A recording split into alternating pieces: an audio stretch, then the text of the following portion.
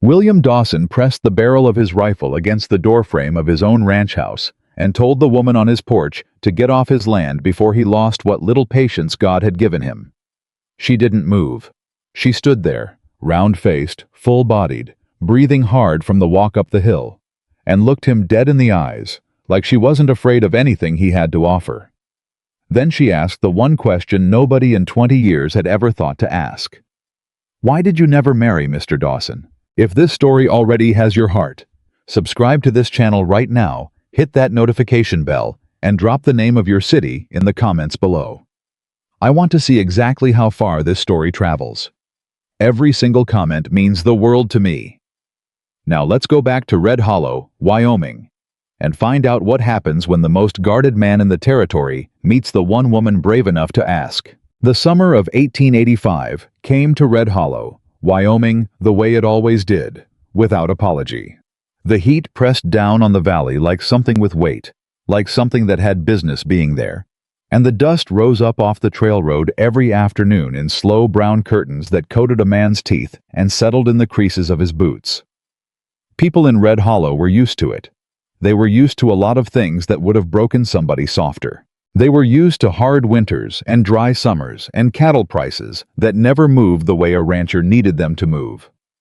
They were used to burying neighbors they'd known since childhood and raising a glass afterward, because what else could you do?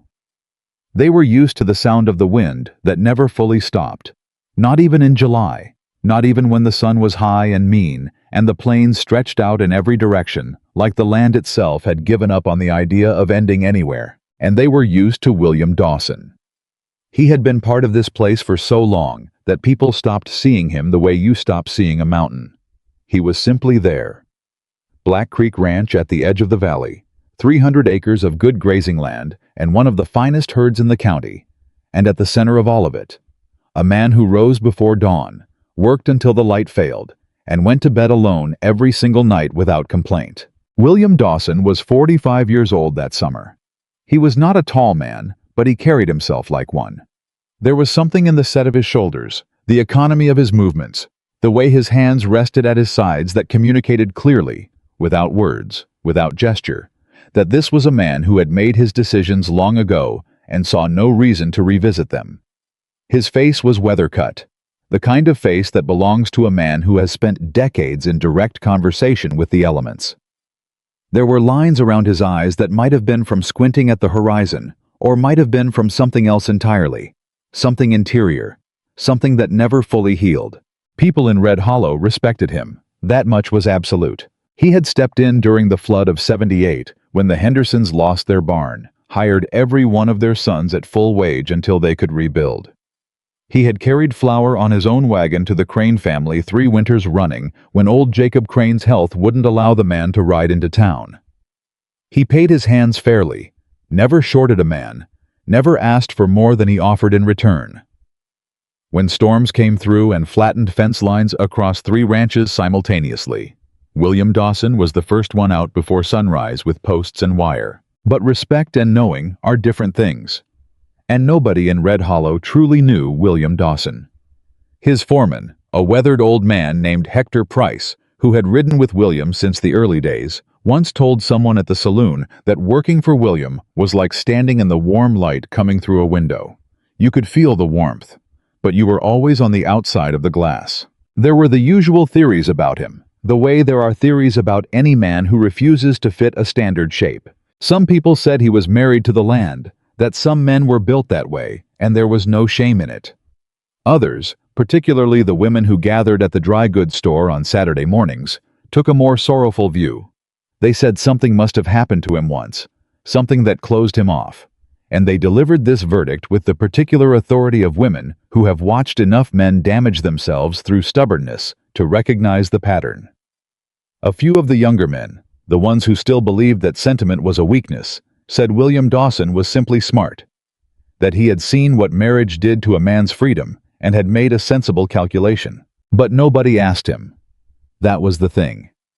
For 20 years, through 4 different mayors and 2 generations of children growing up and leaving and sometimes coming back, through droughts and cattle disease, and one very bad winter that took 12 souls from the valley, through all of it, Not one person in Red Hollow had looked William Dawson in the face and asked him the simple, direct, human question of why he had chosen to be alone. Maybe they were afraid of the answer. Maybe they were afraid he'd say something that would require them to feel something they hadn't budgeted for that day. Or maybe, and this was the truest reason, though nobody would have admitted it, they respected his walls too much to try them, until Clara Bennett. She arrived on the first Tuesday of June on the afternoon stage from Cheyenne, and she descended from that coach the way a person descends when they have been sitting in a cramped space for a very long time and are profoundly grateful for solid ground. She was 29 years old. She had a round, open face with brown eyes that moved quickly, taking in everything: the street, the buildings, the faces, the arrangement of things. Her body was full and soft, the kind of figure that certain men in certain company would have made remarks about. And she was aware of that, had always been aware of it. Carried the awareness of it the way you carry an old injury. Not always at the front of your mind, but present in the way you move through doorways, in the way you wait to see how someone's expression changes when they look at you for the first time. She had 2 suitcases. One was held together at the clasp with a strip of leather she had fixed herself. The other was heavier, and when Hector Price, who happened to be at the stage stop collecting a delivery of fence parts, offered to help with it, he found it packed solid with books and nearly dropped it onto his own foot. "School materials," Clara said, watching him recover his dignity. "I apologize. I should have warned you." "School materials," Hector repeated, looking at her with the careful expression of a man recalibrating his assumptions. "You're the new teacher, then?" "I'm going to build a school," she said, "and then I'm going to be the teacher. There's a distinction." Hector looked at her for a moment. Then he looked at the suitcase in his hands. Then he looked back at her. "Yes, ma'am," he said finally, in the tone of a man who has just understood something important about who he is dealing with. "I imagine there is." Red Hollow did not have a school. It had not had one for 6 years, since the previous schoolteacher had married a railroad man from Denver and left with her husband and her classroom supplies and everyone's good wishes.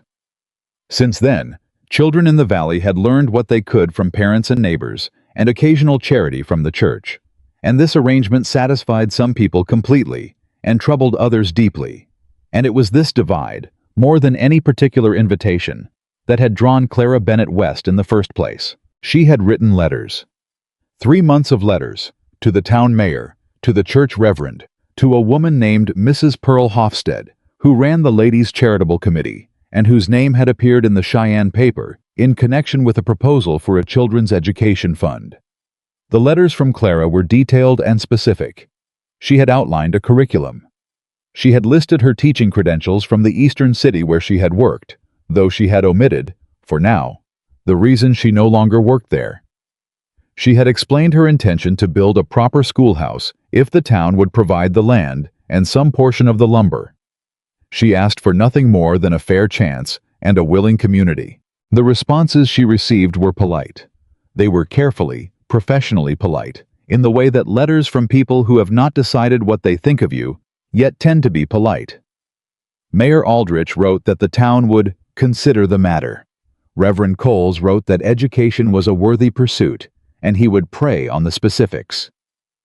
Mrs. Hofstede wrote a full page about the importance of children's futures and the challenges facing frontier communities, and concluded by saying she looked forward to a further conversation at a date to be determined. Clara had taken all of this to mean yes. She was not wrong exactly, but she was not entirely right either. She discovered the full dimensions of the situation on her second morning in Red Hollow, when she attended the town council meeting to present her plan and walked into a room that contained, in addition to Mayor Aldrich and Reverend Coles and 2 council members she hadn't met, a man named Thomas Reed. Thomas Reed was 50 years old and had the particular confidence of a man who had been the largest financial presence in a small town for long enough that he had begun to confuse his own preferences with the natural order of things. He owned the mill and the largest mercantile and had a controlling interest in the only hotel. He had opinions about how Red Hollow should develop, who should have a voice in that development, and what kind of people were suited to leading community institutions. and he had looked at Clara Bennett for exactly 12 seconds before forming a conclusion that he would spend the next 6 months defending. "Miss Bennett," he said, with the careful courtesy of a man who intends to be dismissive while maintaining the appearance of civility. "We appreciate your initiative, we do, but I want to be honest with you about a concern that several of us share." Clara folded her hands in her lap. "Please be. A schoolhouse requires community trust. The parents of this town need to feel confident about who is shaping their children's minds." He paused. "You're a young woman. You've come a long way on your own. Those are admirable qualities. But we have to consider whether a permanent position, managing an institution, might be—" Another pause, more deliberate.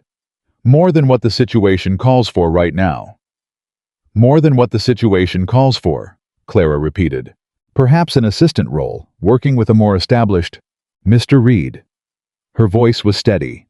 The steadiness was something she had worked on. "I have 5 years of teaching experience. I have a letter of recommendation from the superintendent of schools in Philadelphia. I have designed a full curriculum for children between the ages of 5 and 14. I am standing in this town because I chose to come here, not because I had no other options." She looked around the table. "If the concern is my competence, I am happy to address specific questions about my qualifications. If the concern is something else, I would ask that we name it plainly so we can address it plainly." The room was quiet for a moment. Mayor Aldrich cleared his throat. Reverend Coles studied the table. Thomas Reed smiled the smile of a man who has decided that patience is a more effective weapon than direct confrontation.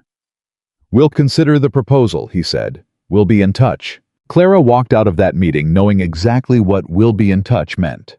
She had been hearing that phrase her entire adult life, from administrators and board members and committee chairs, and it meant, "We have decided against you, but we haven't finished deciding how to tell you." She went directly to the supply store. She needed to start pricing lumber. That was where she met William Dawson. She had not been in the store 5 minutes before the argument started. It was not an argument she intended. It began as a simple inquiry about the price of wood planking and escalated quickly when the merchant, a man named Gabler, with quick eyes and a dismissive way of looking at people while appearing to look at the shelves behind them, began quoting her a price that was, she was quite certain, considerably higher than what he had charged the 2 men before her. "The price I'm seeing on this invoice from last month is 40 cents lower per board," she said. She had asked to see the pricing sheet, and he had left it where she could read it, which she suspected he had not intended. Gabler took the paper back with a small, patient smile. "Prices change, miss. Especially for special orders." "I haven't placed a special order. I asked about standard pine planking." "Freight costs go up. Can't always predict it." "I'm sure that's true," Clara said. "Is the freight cost different for women purchasing alone, or is it simply different for me in particular?" Gabler's expression shifted. It went through several stages quickly. Surprise, irritation, the calculation of a man deciding whether to be honest or to double down, and landed on a tight smile that was not friendly. "Now there's no call to be unpleasant, miss." "I'm not being unpleasant," Clara said. "I'm asking a direct question about pricing." "Maybe the frontier isn't what you expected," Gabler said, and his voice had dropped into something harder. "Maybe a woman alone, coming into a town where she doesn't know how things work. She understands how things work well enough." The voice came from the doorway. Clara turned. William Dawson stood in the entrance of the supply store, with a list in one hand and a hat in the other, and the particular stillness of a man who has assessed a situation quickly and completely, and has decided what he is going to do about it. His eyes moved from Gabler to Clara and back to Gabler with an economy that communicated volumes. "Bill Gabler," he said. "What's the going price on pine planking this week?" Gabler's face underwent a rapid transformation. "Mr. Dawson, 40 cents a board, same as it's been." "Good." William looked at Clara. "Same price for the lady." Gabler opened his mouth. William looked at him. Gabler closed his mouth. "Yes, sir," he said. "Of course." Clara stood in the aisle of the supply store, watching this transaction with a complicated mixture of gratitude and irritation. She was grateful because she had needed the help. She was irritated because she had needed the help. Both things were true, and neither canceled the other. William turned to her. He settled his hat back on his head, a gesture that was automatic, habitual, the movement of a man who has worn a hat in the presence of women for long enough that courtesy has become muscle memory. "I apologize for the trouble, ma'am. Gabler's a fair enough man when he's reminded to be." "That's an interesting defense," Clara said. Something shifted at the corner of his mouth. It was not quite a smile, but it was adjacent to one. "Are you finding what you need?" "I'm trying to price materials for a schoolhouse," she said. She watched his face for the particular expression she had been seeing all week. The one that said how nice, how impractical, good luck with that. It did not appear. "How much lumber are you looking at?" he asked. She told him. "I thought about it for a moment, in the way of a man who has built things and knows what things cost, and then he named a supplier in Laramie who ran fair prices and a freighter who did honest work, and he said it matter-of-factly, like information that existed and was therefore available to share." "Thank you," Clara said. He nodded. Then he turned back to his own list and began moving through the store with the focused efficiency of a man with more to do before dark than he has hours available. Clara watched him go. She was not sure what she had expected. Some continuation, some curiosity, some indication that he found this exchange as interesting as she did. He simply moved on. The door swung behind him when he left, and the store returned to its ordinary sounds, and Gabler materialized at her elbow with a new expression, considerably more cooperative than before. She asked around about him that afternoon. Not conspicuously, she was careful about that, but in the way a person asks questions when they are genuinely curious and have learned to be indirect about it. She asked Mrs. Pearl Hofstede, who ran the Ladies' Charitable Committee and seemed to have an opinion about everything in the valley, and Mrs. Hofstede delivered a 20-minute history of William Dawson that touched on his parentage, his inheritance, his business practices, his reputation for fairness, and circled, again and again, back to one central fact, like a river returning to the same bend. He had never married, not engaged, not widowed, not divorced. Simply, persistently, completely, married. For 20 years. Longer, if you counted the years before he was old enough that people thought it strange. "Isn't that something?" Clara said, not entirely to Mrs. Hofstede. "It is," Mrs. Hofstede agreed, with the weighted tone of a woman for whom this particular fact constituted a kind of ongoing tragedy. "A man with that much to offer. A good heart underneath all that quiet. It's a waste, is what it is." Clara thought about the look in his eyes when he'd stood in the doorway of the supply store. Not the authority. She had seen authority before, and it did not particularly impress her. Something else. Something older than authority. Something that looked like it had been tired for a very long time. "Maybe he doesn't see it as a waste," she said. Mrs. Hofstede made a sound that suggested she disagreed and would be prepared to discuss it at length on another occasion. Clara let it go. She had a school to build. The land came through the church. Reverend Coles turned out to have a more practical soul than his correspondent suggested, and he arranged a small parcel at the edge of the main street that had been sitting unused since a fire 2 years prior. The lumber negotiation was harder. Thomas Reed owned a controlling interest in the local mill, and he made certain Clara knew it, not through direct obstruction, but through the careful, layered inconvenience of a man who understands that small delays and redirected conversations can accomplish what a flat refusal cannot. She was sent to 3 different people before anyone could confirm a price. 2 of those people were unavailable on days she was told they would be available. One price she was quoted changed by the time she returned with a deposit. She kept notes. She kept every number she was given, and the date she was given it, and the name of the person who gave it. She was not loud about this. She simply made it clear, in the quiet way that a certain kind of woman makes things clear, that she was paying attention and had a good memory. It was Hector Price who mentioned her situation to William Dawson, not because he was instructed to, but because Hector was the kind of man who noticed things and could not comfortably hold the observation that something unfair was happening without doing something about the information. "That teacher woman," he said one evening, when he and William were going over the accounts at the kitchen table. "Reed's making it hard for her. William did not look up from the ledger. What kind of hard? Moving kind. Prices that change. People who aren't where they're supposed to be. You know how he operates. William was quiet for a moment. She got any backing? He asked. Church gave her the land. That's about it. Another silence. How much lumber she need? Hector told him. William looked at the ledger for another moment. Then he made a notation in the margin that had nothing to do with the ranch accounts. Tell her I can have it delivered by the end of the week. Church price. Hector looked at him. Church price. She's building something for the community, William said, in the tone of a man who does not feel he is being particularly generous, who feels he is simply accounting for facts as they stand. Church price. Hector did not comment on this. He had learned, over many years with William Dawson, that commenting on the things that revealed the man's character tended to make William uncomfortable in a way that led him to walk back the generous impulse out of pure stubbornness. So he simply said, "Yes, sir," and made his own notation, and that was that. The lumber arrived Thursday morning. Clara was at the building site when the wagon came, and she watched it unload with the expression of a woman who has been doing arithmetic for 3 weeks and can now see, for the first time, that the numbers might actually work.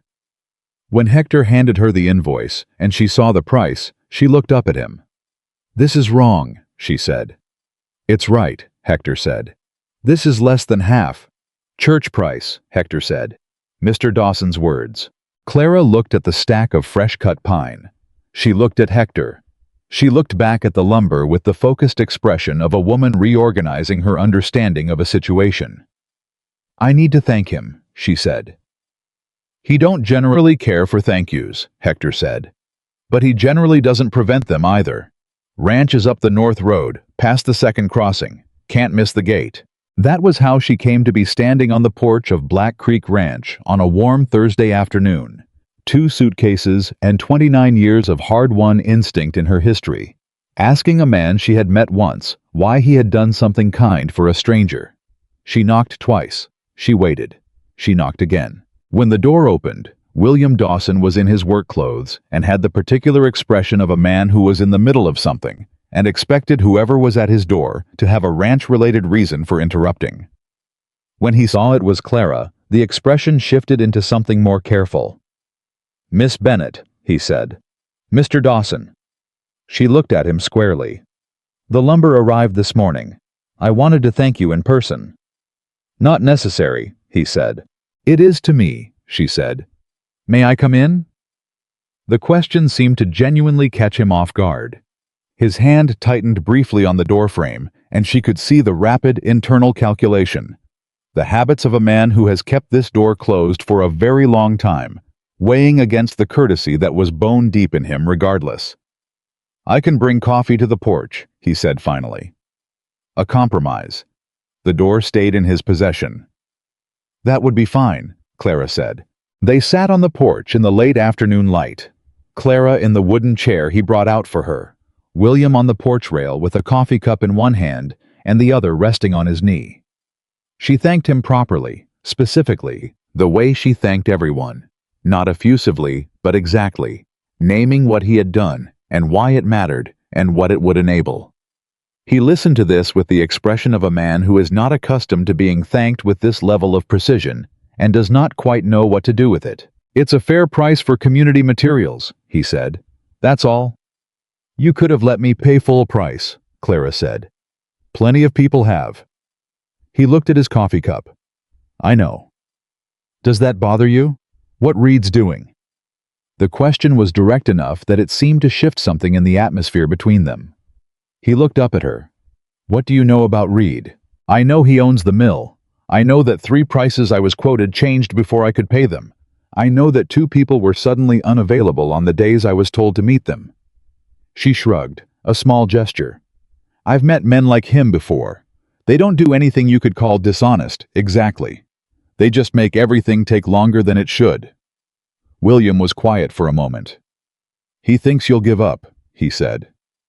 "He's not the first person who's thought that," Clara said. Something moved through his expression. She caught the edge of it, something that might have been recognition, though of what she couldn't be certain. "What made you come west?" he asked. She told him the truth, because she generally told people the truth and saw no reason to adjust that practice for William Dawson. She told him about Philadelphia, about the school where she had worked for 5 years, about the way the board of directors had responded when she proposed a curriculum that included subjects they hadn't taught before, subjects they deemed unsuitable. Not because the children didn't need them, but because the parents of children who didn't need them had made certain the board understood their position. "They let you go," he said. "Politely," she said. "Very politely. They gave me excellent references and a firm goodbye. And you came west." "I came where there was space to build something from the beginning," she said, "where no one had already decided what it should look like." He looked out at the valley. The light was going gold and long across the grass, the way it did in the hour before evening truly set in. And for a moment, he seemed to be looking at something much further away than the horizon. "That's a brave thing," he said, "coming to a place where you don't know anyone." "Is it?" She looked at him. "I always thought the brave thing was staying somewhere that had already decided to be against you." He turned to look at her then, and it was the most direct look he had given her. Full attention, no deflection. The kind of look a man gives when something has surprised him past his defenses. She held his gaze steadily. She was good at that. She had needed to be. After a moment, he looked away. They finished their coffee. He walked her to the gate when she left, a courtesy that she suspected he extended to everyone, and that nonetheless felt like something more specific, something chosen, when he did it for her. At the gate, he touched the brim of his hat. "Miss Bennett," he said, "if you need anything for the school, materials, labor, advice on who to trust in this valley, you can ask at the ranch." She looked at him for a moment. "That's a generous offer from a man who says he's simply accounting for community needs," she said. The corner of his mouth moved again, that almost smile. "I reckon it is," he said. She walked back to town in the warm evening, and she thought about the eyes of William Dawson. The authority in them, yes, and the weariness she had first noticed in the supply store, and underneath that, something else. Something that looked, to a woman who had spent her entire life learning to see past surfaces, like a man standing at the window of a house he had locked from the inside, watching the evening come. She thought about what Mrs. Hofstede had said, a good heart, underneath all that quiet. She thought about the way he had stood in that doorway. The door half open, the coffee as compromise, the slow negotiation of a man trying to be hospitable and private simultaneously. 20 years. She walked back to town and she thought, no one ever asked him why. She thought, someone ought to. She didn't know yet that the someone would be her. She didn't know yet what his answer would do to her, how it would move through her chest like something irreversible, like a key turning in a lock that had been rusted shut for so long that opening it made a sound. She only knew, walking back through the warm Wyoming evening with the last of the light touching the grass gold and red, that William Dawson was a man who carried something heavy and had been carrying it alone for a very long time, and that she, Clara Bennett, who had spent her entire adult life being told she was too much and not enough, too large and too stubborn and too certain of things that women in her position ought to be uncertain about, understood something about carrying weight that others could not see.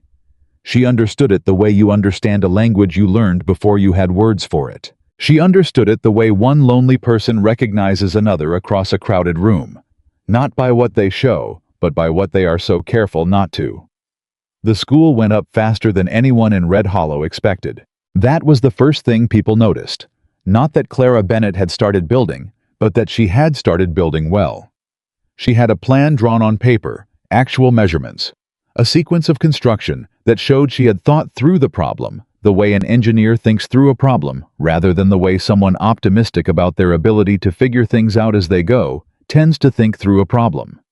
By the end of the first week, the foundation posts were in the ground and the framing had begun, and people walking past on the main road slowed down to look with expressions that moved between surprise and something reluctantly close to respect. Clara did not notice who was watching. She was too busy working. She had hired 2 men from the valley, brothers named Silas and Edgar Pruitt, who did carpentry work between ranching seasons, and who had initially shown up at the site with the mild, patient skepticism of men who have been hired by employers whose plans exceed their practical knowledge and who have learned to spot the signs early. They spotted none of those signs in Clara Bennett. By the end of the first morning, they were working at the pace she set and asking her questions, rather than the other way around. "You done this before?" Silas asked her, on the third day, watching her check a level against a crossbeam with the focused attention of a woman who understands what level means and why it matters. "Not exactly this," Clara said.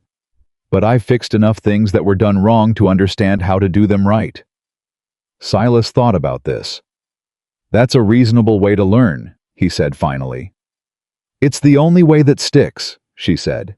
William Dawson rode past on the fourth day. He did not stop. He slowed. His horse came down to a walk as he passed the building site, and he looked at the progress with an expression that was hard to read at that distance, and then he rode on.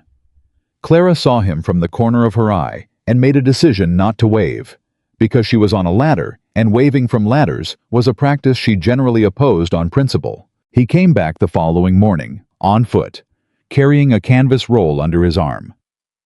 She was going over measurements with Silas when she heard the gate. "Miss Bennett," William said. She looked up. He was standing at the edge of the site with the canvas roll and the expression he wore when he had decided to do something and was committed to having decided it. She had only known him 10 days, but she was already learning to read the difference between the face he wore when he was being decisive and the face he wore when he was being polite. They were not always the same face. "Mr. Dawson," she said. He held out the canvas roll. "I had these in storage. They're the plans we used for the bunkhouse expansion 3 years back. Similar dimensions to what you're building. Thought they might be useful." Clara came down from where she was standing and took the roll. She opened it. The plans were detailed, precise, the work of someone who understood construction. Roof load calculations, drainage notation, the kind of specificity that separated plans that worked from plans that merely looked like they would work. "These are good," she said, and she said it the way she said things she meant, straightforwardly, without the cushioning inflation that some people added to compliments to make the recipient feel better. She meant it as a statement of fact, and William Dawson seemed to receive it that way. "Hector drew them up," he said. "He's better at it than he lets on." "Will you thank him for me?" "You can thank him yourself. He'll be by Friday to look at the north drainage. That slope you're building on holds water after rain. We had the same problem with the bunkhouse. He'll know how to handle it." Clara looked at him. "You sent for him." "I mentioned it," William said. She studied him for a moment.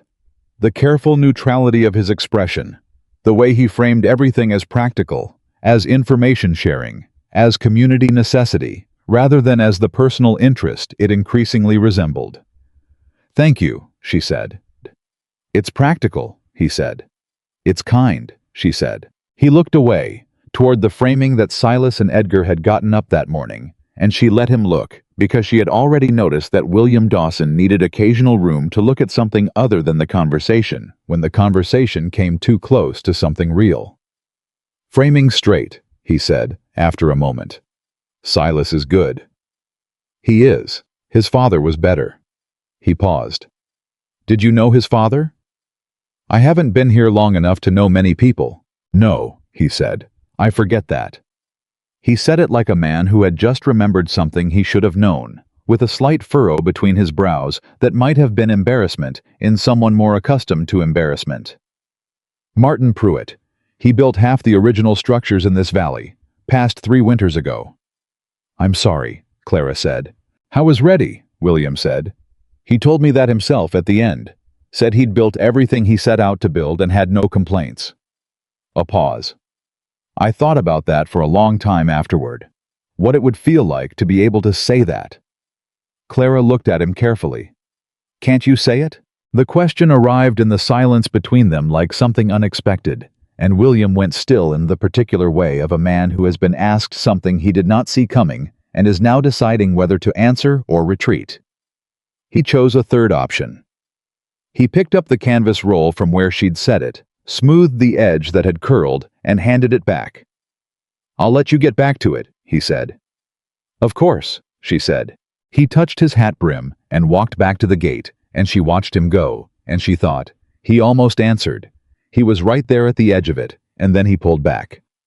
She filed that observation away in the place where she kept things that mattered, and went back to her work. Hector Price came on Friday as promised, and spent 2 hours walking the perimeter of the building site with Clara, crouching down at intervals to look at the ground, pressing his boot heel into specific spots to test drainage. How was a man of few words, but those words were precise and useful, and Clara liked him immediately in the uncomplicated way you like someone whose competence is genuine, and whose attention is genuine, and who has no apparent agenda beyond the practical problem in front of them. Clay layers about 18 inches down on this side, he told her, marking a line with his boot. Water's going to sheet off that and pool right here unless you put a channel in. Not a big one, just enough to redirect. Can I do that after the structure's up? Better to do it now, easier. He looked at the plans she had been working from, the ones William had brought her. You want me to mark where to dig? Please, Clara said. He marked it. While he was marking it, she asked, without making it a pointed question, without loading it. Has Mr. Dawson always been like this? With the community, I mean. The help he gives. Hector straightened up and looked at her from under the brim of his hat, with the measured expression of a man who has been asked questions about his employer before and has learned to calibrate his answers carefully. Like what? He said. Practical, she said. About kindness. Like it's a problem to be solved. Hector was quiet for a moment. A bird went over somewhere above them, calling twice and then going silent. He's been that way as long as I've known him, he said finally. Since before his parents passed. Since before the debts. He paused. I think he decided early that if you helped people the right way, the useful way, the real way, it couldn't be mistaken for something else. Clara kept her voice even. Mistaken for what? Hector crouched down again, pressing his palm flat against the earth at the corner of the drainage line, testing something only he could feel.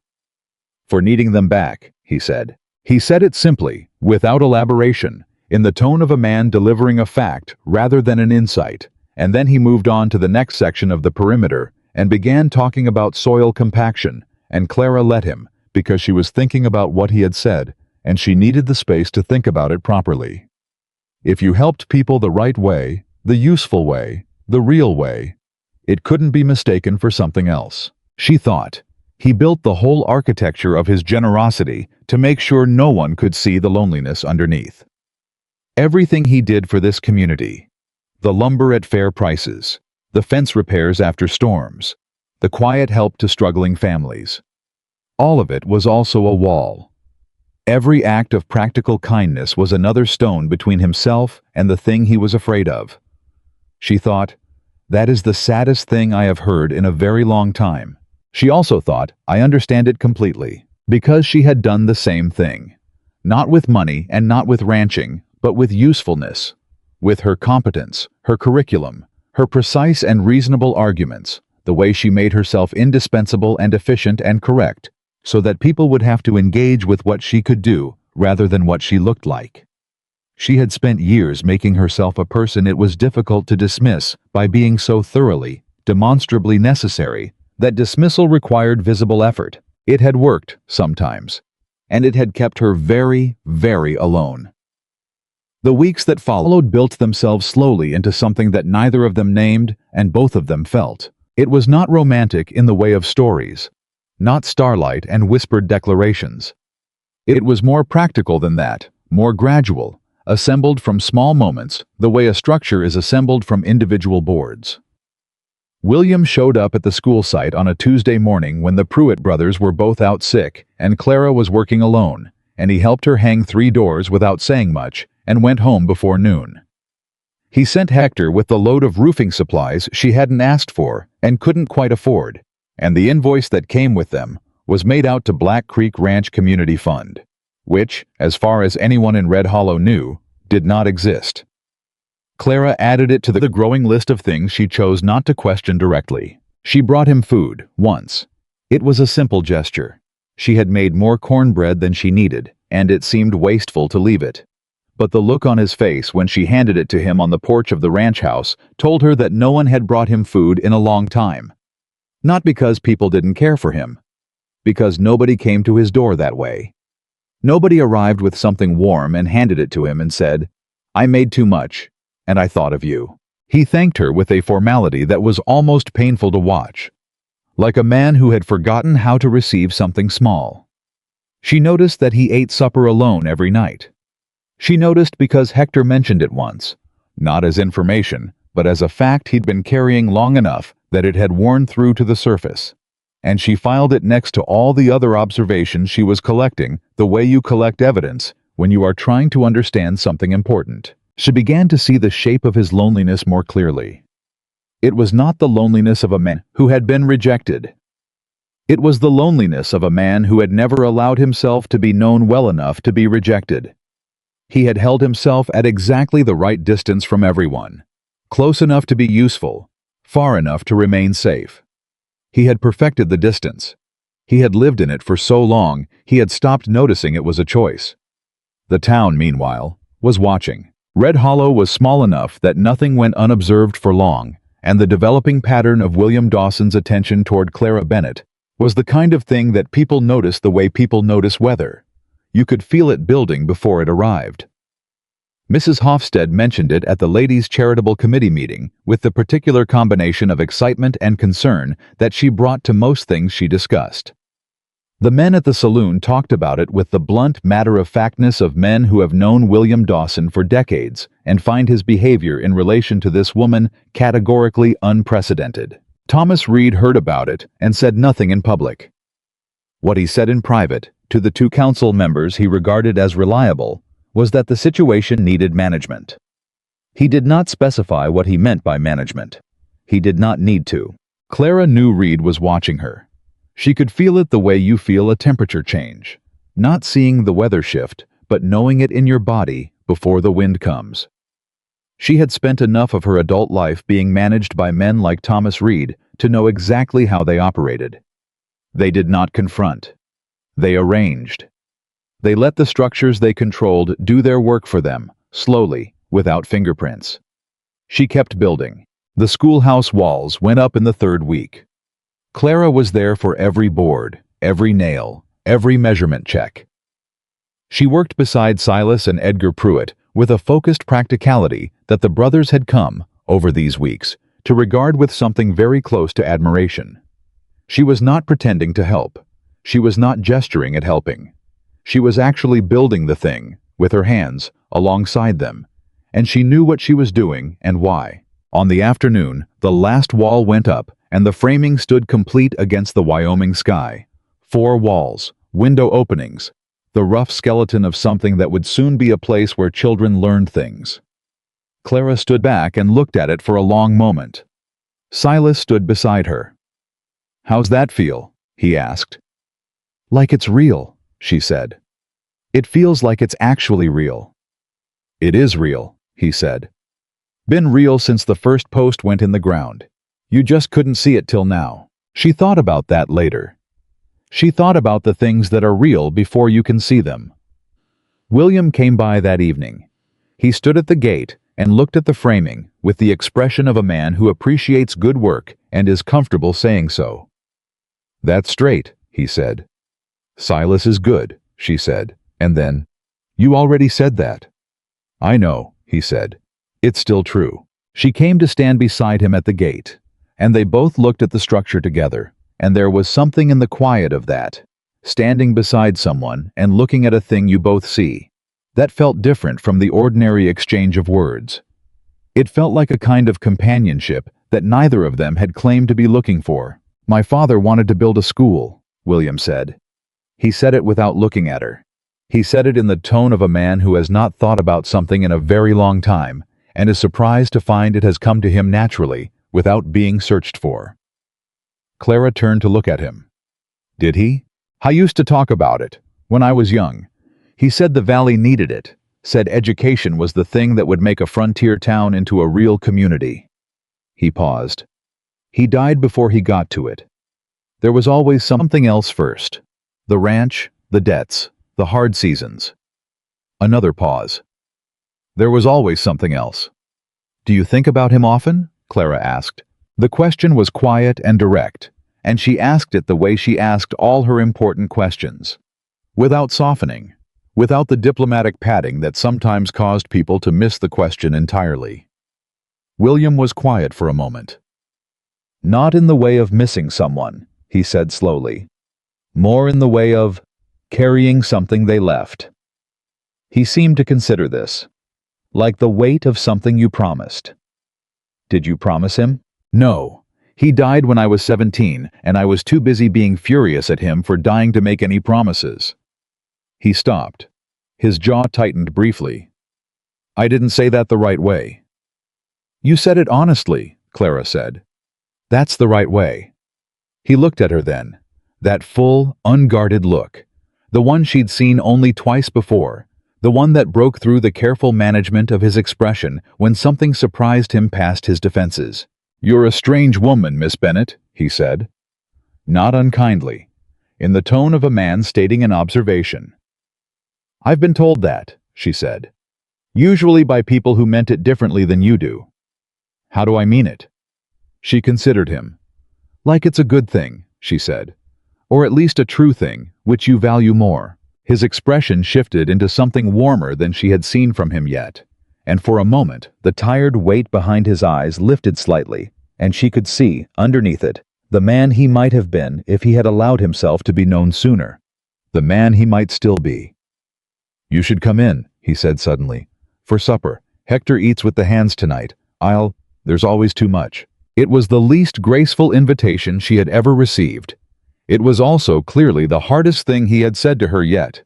She said yes. Supper at Black Creek Ranch was simple food served at a table that was clearly set for one person as a matter of long habit, and for two people only, because he had moved a second chair from against the wall and added a second place setting that was slightly misaligned. The evidence of a man who did not perform the action often enough to do it automatically. The food was good. He cooked for himself with the same no-nonsense practicality that characterized everything he did. And they ate mostly in a silence that was not uncomfortable. Mostly. "You never told me the full story," William said, when the meal was nearly done. "About Philadelphia." Clara looked at him across the table. "Which part?"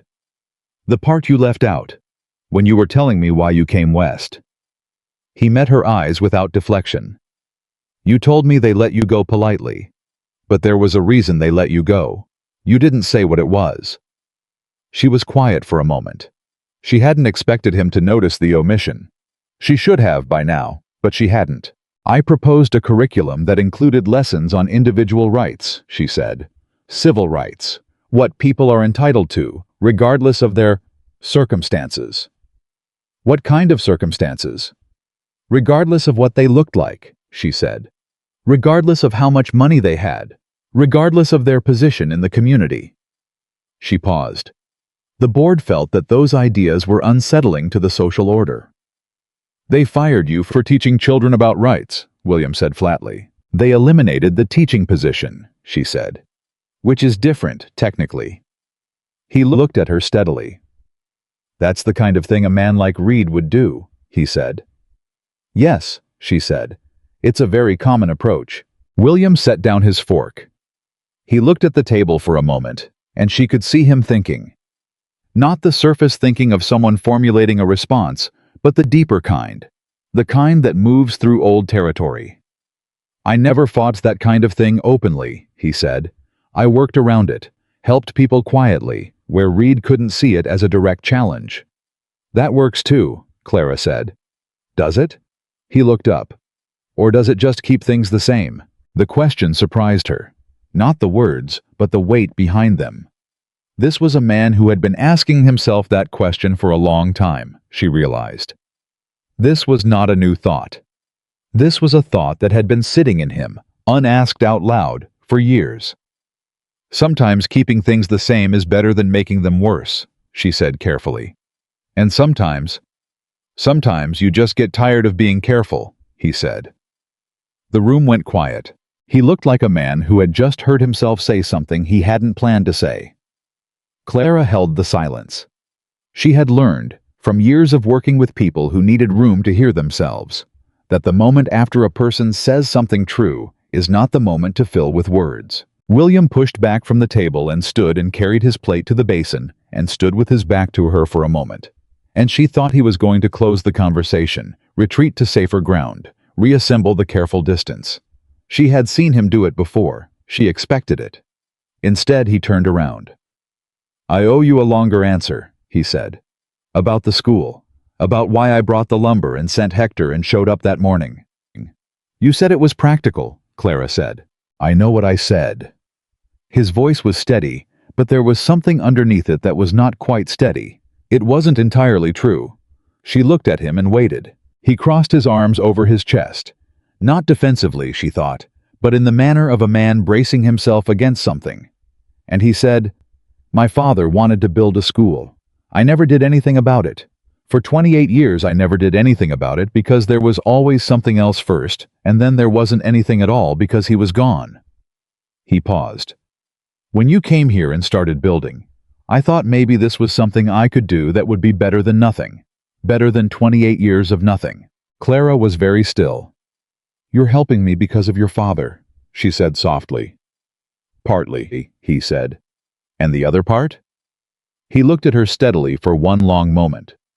"The other part is that you're the first person who's come to this valley in a long time who makes me feel like—" He stopped, recalibrated, tried again. "Who makes me want to say true things instead of useful things." The kitchen was absolutely quiet. Clara felt something move through her chest. Not the pleasant warmth of flattery, nothing as simple as that, but something deeper and more complicated. The feeling of being seen by someone who has been careful not to see anyone for a very long time. "That's a significant thing to say," she said. "I know it," he said.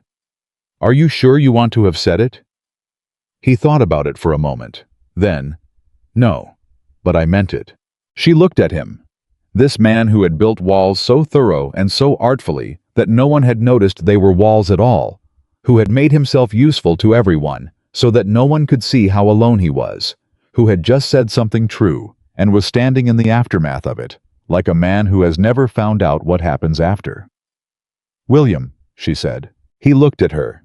She had not used his first name before. The shift in his expression was immediate, a slight opening, like a door that has been closed for so long it moves stiffly.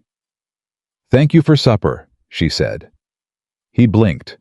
That was clearly not what he had expected. "You're welcome," he said, after a beat.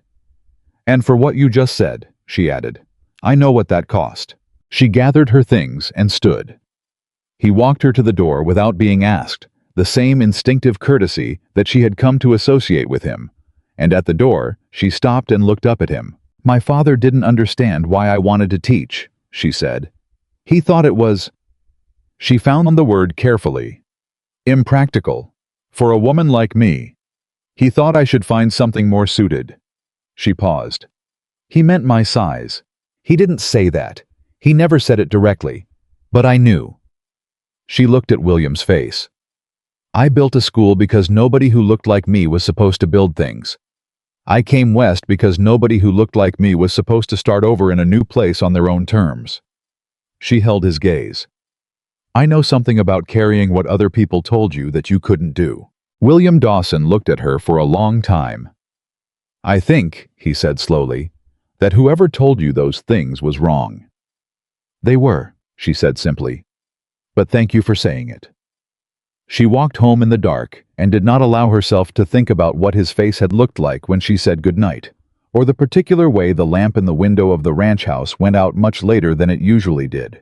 She thought about walls instead, about the different ways people build them, about how you can live inside a wall for so long that you start to believe the wall is you, that the enclosure and the person are the same thing, and removing one would destroy the other. She did not think about whether she was beginning to want to help him find the door. She was, though. She was beginning to want that very much. The following weeks were complicated by Thomas Reed. It started with the supply of windows for the school. Clara had ordered them from a glassmaker in Laramie, a specific order, a specific price, a specific delivery date. And when the freight wagon arrived, it carried the wrong size and a bill $2 higher than the agreed price, and a note from the freight company, explaining that the order had been adjusted per instruction of the purchasing agent. Clara had no purchasing agent. She had made the order herself. She went to read. She did not go angry. She went organized, with the original invoice, with the freight company's note, with 3 months of accumulated patience that had been building into something colder and more purposeful than anger. She walked into the mercantile and asked to see him, and he received her in the back office with his comfortable, patient smile and the expression of a man who has arranged for something to happen and is interested to see how the affected party responds. "Miss Bennett," he said, "what can I do for you?" She placed the invoice on the desk and the freight company's note beside it and looked at him. "I'd like to understand how my order was adjusted without my knowledge," she said. Reed looked at the papers with the expression of mild surprise that was slightly too practiced to be genuine. "Purchasing agent?" he said. "I'm sure there's been a mix-up somewhere. These things happen with freight orders. 3 inches wrong on the window height and $2 wrong on the price are specific errors," Clara said. "They happened in a specific direction." "I'll look into it," he said. "I'd appreciate that," she said.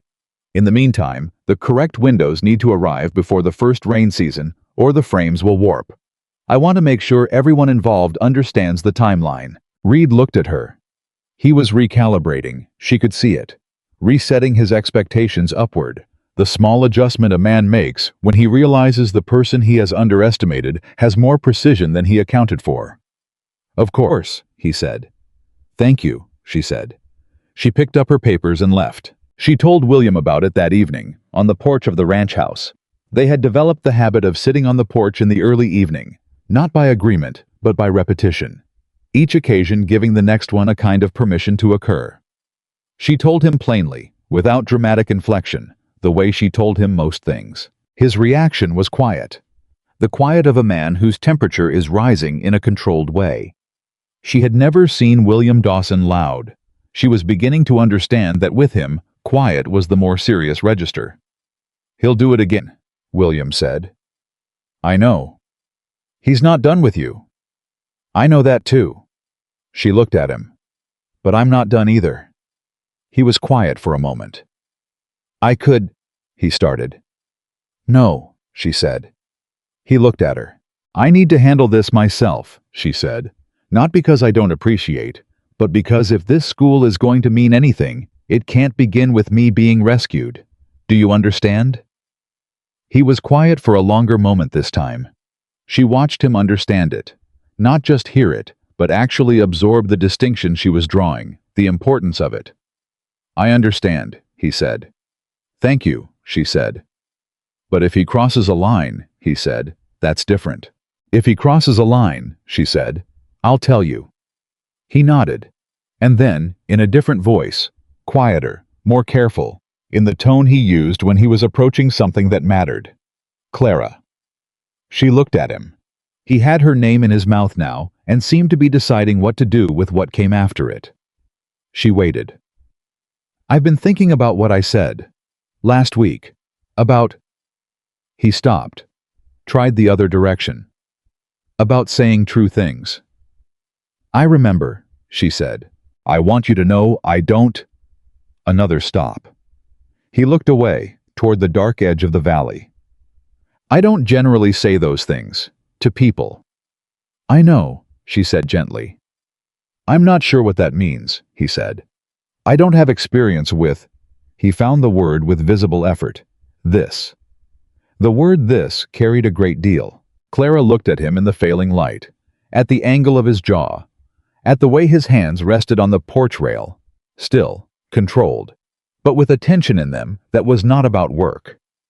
At the eyes that were tired and careful, and underneath the tired and the careful, something she recognized. Hope is the wrong word, she thought. Not hope. More like the memory of hoping.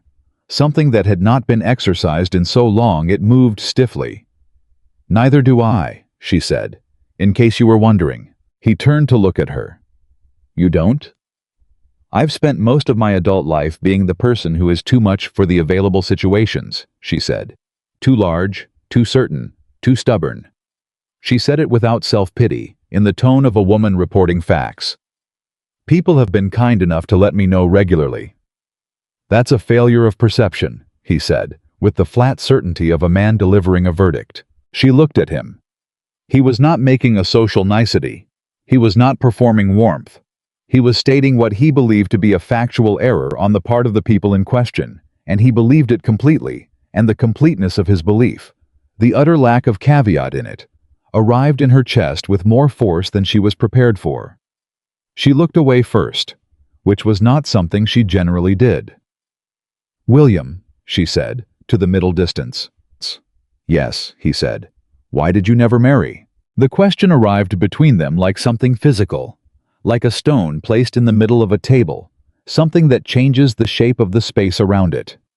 He had known, she thought, on some level, that the question was coming.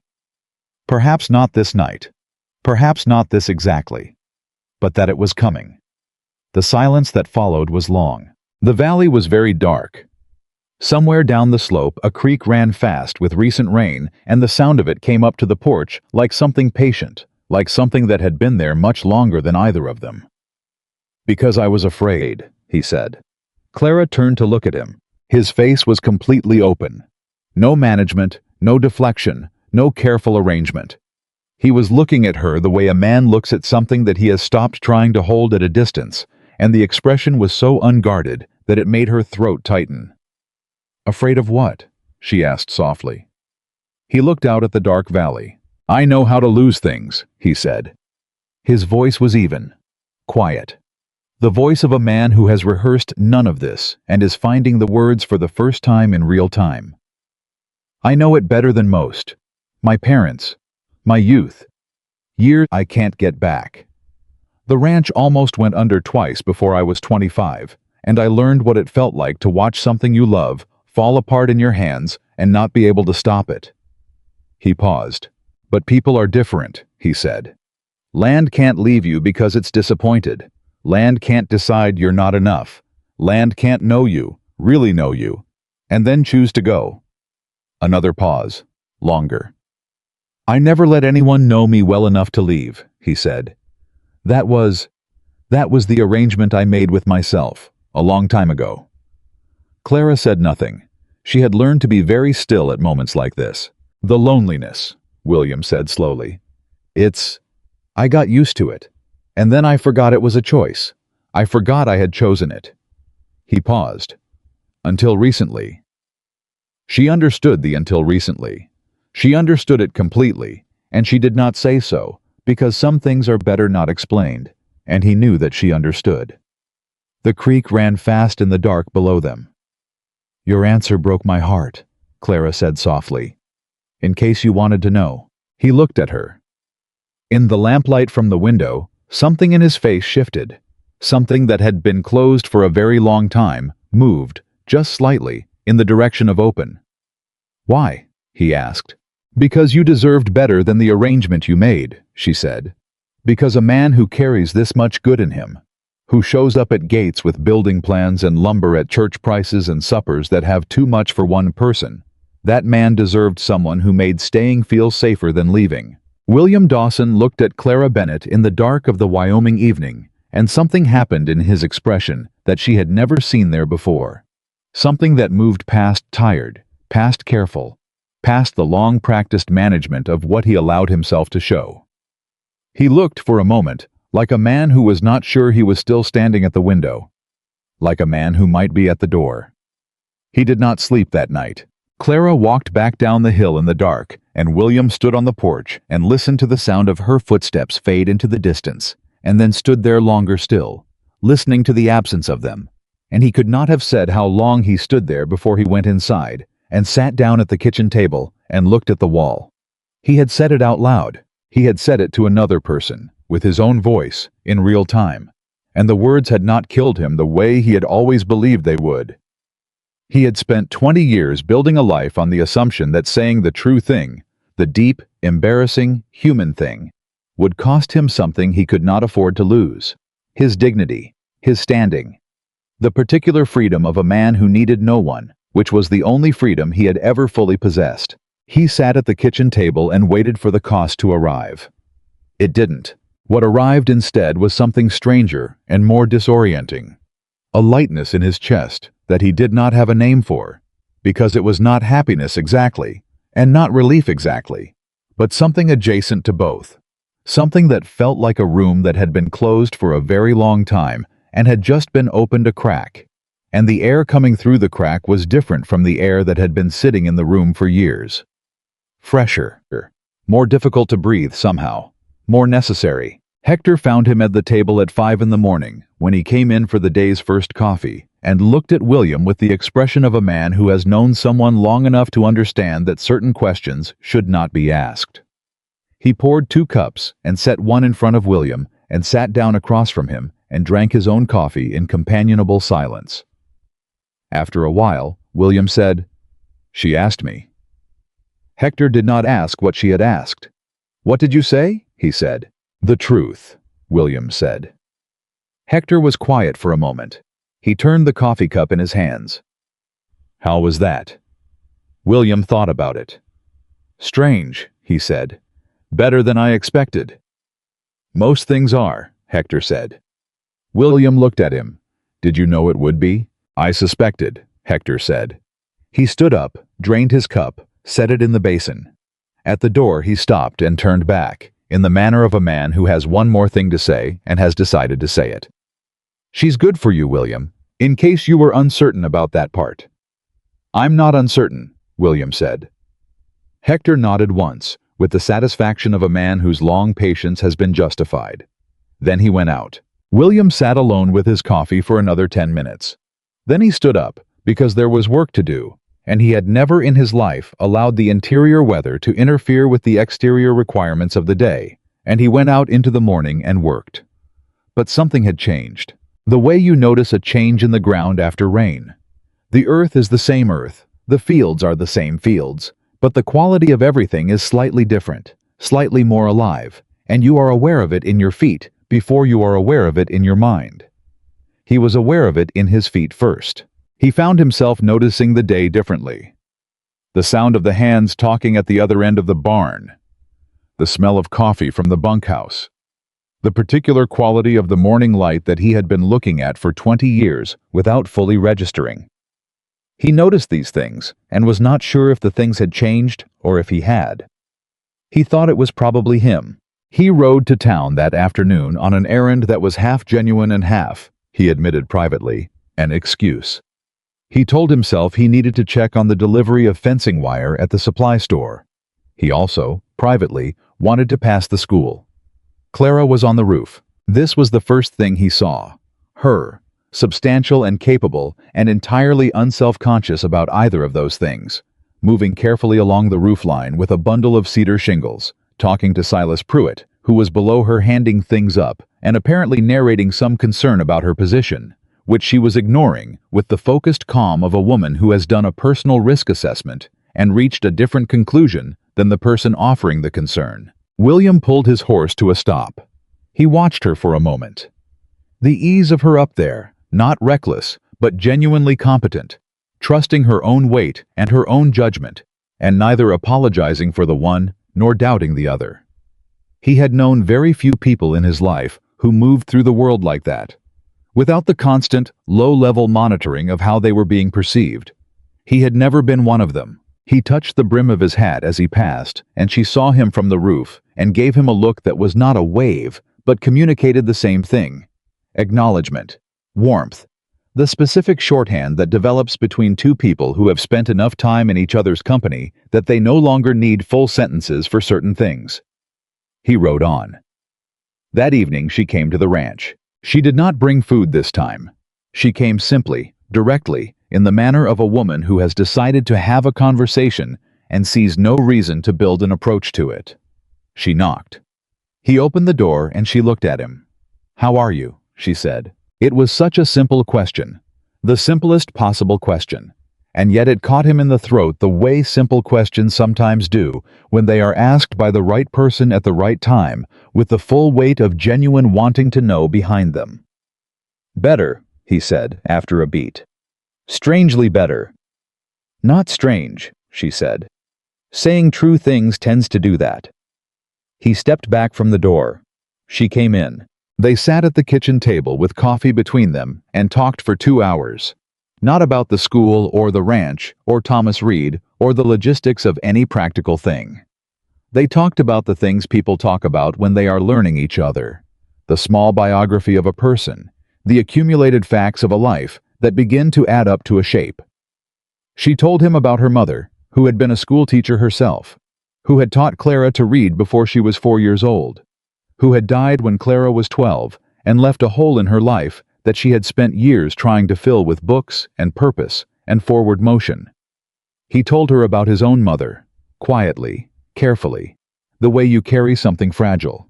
About her hands, which he remembered more clearly than her face, and the way she used to sit on the same porch where he and Clara now drank their evening coffee, watching the valley go dark, humming something he could never quite identify. "Do you still hear it?" Clara asked. "The humming?" "Sometimes," he said. "When it's quiet enough." She looked at him across the table. "I think that's beautiful," she said. "That you still carry that." "I carry too much," he said. "Everyone carries too much," she said. "The question is whether you carry it alone." He looked at her. The lamp was low, and the kitchen was warm, and the question sat between them in the particular way of questions that are also answers. "I've been carrying it alone for a long time," he said. "I know," she said. Clara. Her name in his mouth felt more natural than it had a week ago. More inevitable, somehow. "I want to tell you something." She set down her cup and gave him her full attention, the way she did when things mattered. No partial listening, no polite performance of attention, the real thing. "I don't know how to do this," he said. "I want to be honest with you about that. I don't know the ordinary way of it. The way other men." He stopped. "I've watched people move through this kind of... I've watched it from outside for 20 years, and from outside it looks simple. But from where I'm standing right now, it doesn't feel simple at all." "It's not simple for anyone," Clara said. "They're just better at pretending." "Are you pretending?" he asked. "No," she said immediately. "Neither am I," he said.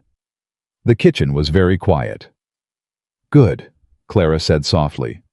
"Then we're both standing in the same place." He reached across the table. He did not take her hand. He placed his own hand on the table, palm flat, a gesture that was not quite reaching, but was also not withdrawing. A gesture that lived in the careful, honest space between them. And she looked at his hand on the table and placed her own beside it.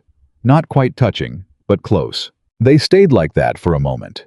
Then she stood up and said she should go, because it was getting late, and Silas wanted to start early on the roofing in the morning, and he walked her to the gate and touched his hat, and she walked down the hill, and he went back inside, and this time he did not sit at the kitchen table. He stood in the doorway of the room that had been his parents' room. The room he had not slept in since their deaths. The room he kept clean and closed, a kind of private memorial. And he looked at it for a long time. Then he closed the door gently and went to bed. And he slept. The trouble came the following week, the way trouble in a small town always comes.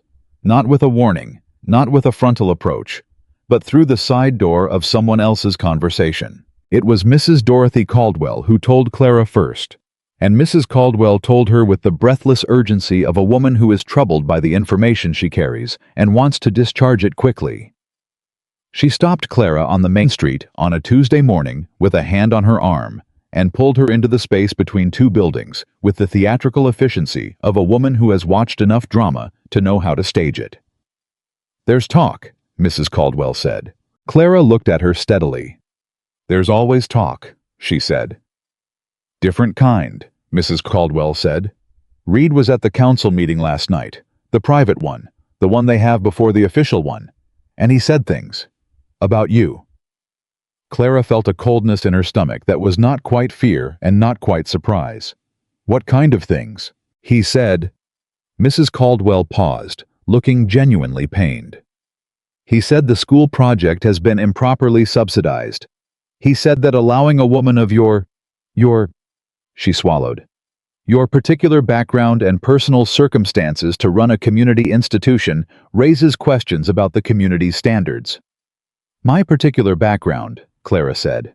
Mrs. Caldwell's discomfort was real, and Clara recognized it and felt, despite herself, a pang of gratitude for the woman's genuine distress.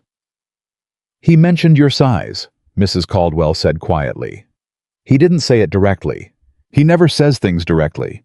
But he made it understood that a woman who can't—" She stopped. "Who can't manage her own body can't be trusted to manage children's minds," Clara finished. Mrs. Caldwell looked stricken. "It's terrible," she said. "It's a terrible thing to say." "It is," Clara agreed. "Did anyone challenge him?" Mrs. Caldwell hesitated. That hesitation told Clara everything. "Thank you for telling me," Clara said. She touched the older woman's hand briefly. "I mean that." She went directly to William. She had not intended to. She had intended to go back to the school and work on the roofing schedule and process her anger in the private, constructive way she had learned over years of being told she was not the right shape for the space she was trying to occupy. But her feet took her north, up the hill toward Black Creek Ranch, and she was at the gate before she had finished deciding to come. William was in the yard working with a length of harness leather when he saw her, and something in the way she was walking, the particular quality of her stride, made him set down the leather and come to the gate. "What happened?" he said. It was not a question, she told him. She told him plainly, the way she told him things, without editing or inflation. She watched his face as she talked. He was very still. The stillness was not calm. She understood now the difference between his calm and his controlled anger, and this was the latter, the kind that sat in him like a banked fire, something with significant heat that was being very deliberately managed. When she finished, he was quiet for a moment. "He said it at the council meeting," William said. "The private one, before the official session. Which means it's already in the record of a meeting she didn't attend." His jaw was tight. "Which means she had no opportunity to respond." "Yes," Clara said. He turned from the gate and walked back into the yard, and she watched him pick up the harness leather and set it down again and turn back to face her.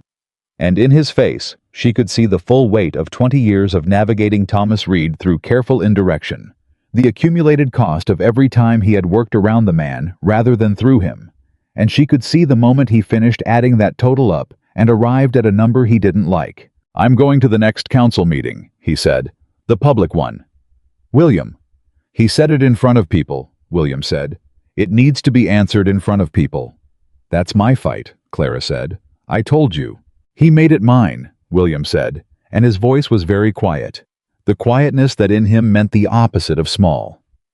"The moment he used your appearance as an argument against your competence in a public forum, he made it the business of every person in this valley who understands what that kind of talk does to a community."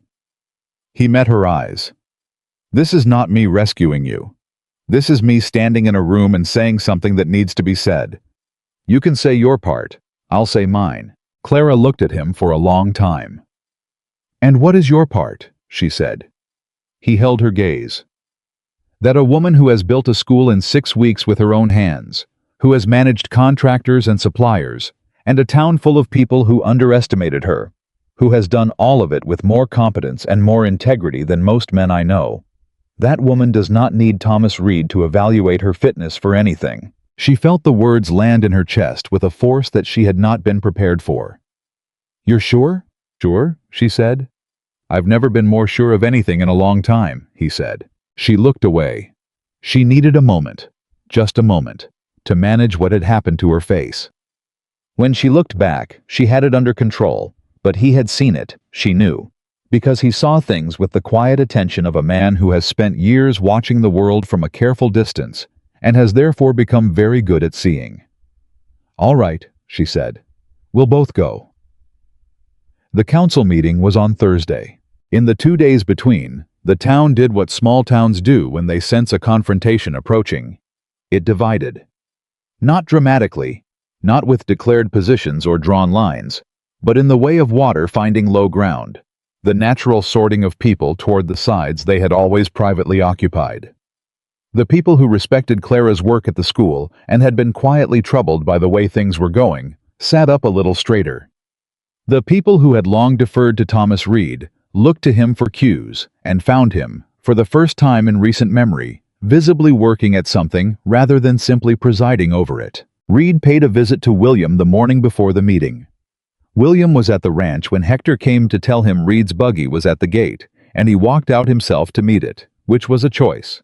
The choice of a man who is willing to be seen in the exchange, who is not managing distance today. Reed stepped down from the buggy with his hat in his hands and the look of a man performing reasonable concern. "William," he said, "I'm glad I caught you." "Thomas," William said. He did not offer his hand. He stood with his arms at his sides and waited. Reed seemed to notice the hand that was not offered. "I wanted to speak to you before tonight," he said, "as a friend." "We're not friends," William said. "We're neighbors. Go ahead." Reed blinked. This was more direct than he was accustomed to from William Dawson, who had spent 20 years being navigable. He recalibrated. "I'm concerned about the position you're putting yourself in," he said, "over this woman." "Her name is Miss Bennett," William said. "Miss Bennett," Reed said carefully. "William, I have genuine respect for your instincts.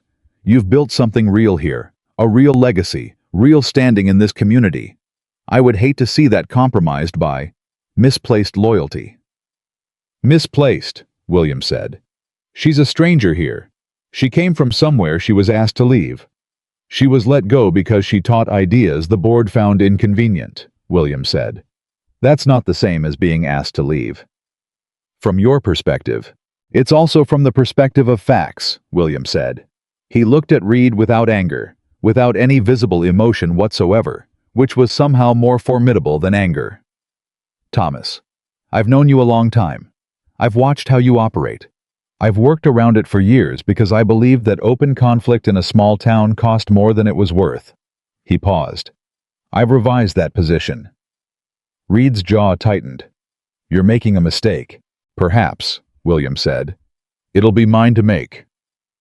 Reed stood at the gate of Black Creek Ranch for a moment longer, holding his hat, and then he put it on and climbed back into the buggy and turned the horse toward town without another word. William watched him go. Hector appeared at his elbow. "How'd that go?" he asked. "He's going to be less careful now," William said. "He'll be angry enough to be direct. That's better." "Better than what?" "Better than him being careful," William said. "Careful men are harder to beat." The council meeting that Thursday evening had more people in it than the room usually held. This was itself significant. In Red Hollow, the ordinary Thursday council meeting attracted the council members, a handful of interested parties, and occasionally a journalist from Cheyenne who was passing through.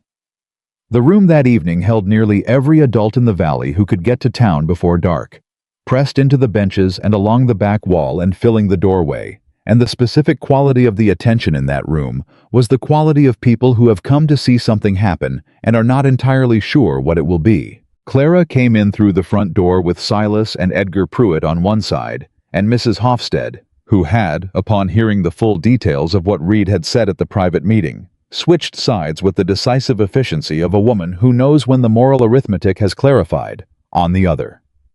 She sat in the front row and folded her hands in her lap, and looked at the council table with the expression of a woman who has been in rooms like this before and has learned that the way you enter a room matters as much as anything you say inside it. William came in from the side entrance and sat 3 rows behind her. He had told her he would, and she had not looked for him, but she felt when he arrived, the way you feel a change in the pressure of a room.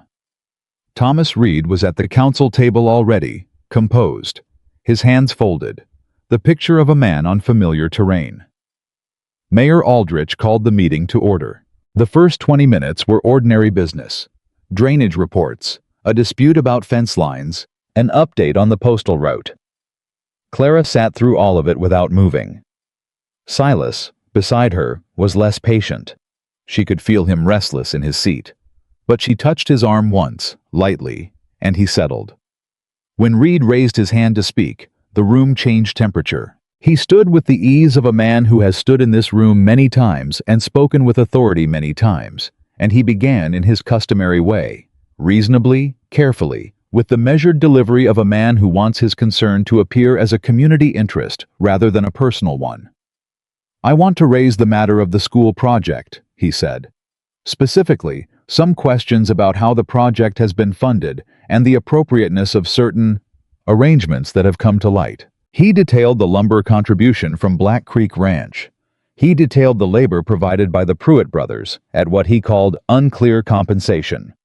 He raised, with careful delicacy, the question of whether a private individual's financial support of a supposed community institution created an improper dependency, and whether, he chose his words with visible deliberation here, whether the person receiving that support had the appropriate profile for a position of Clara said.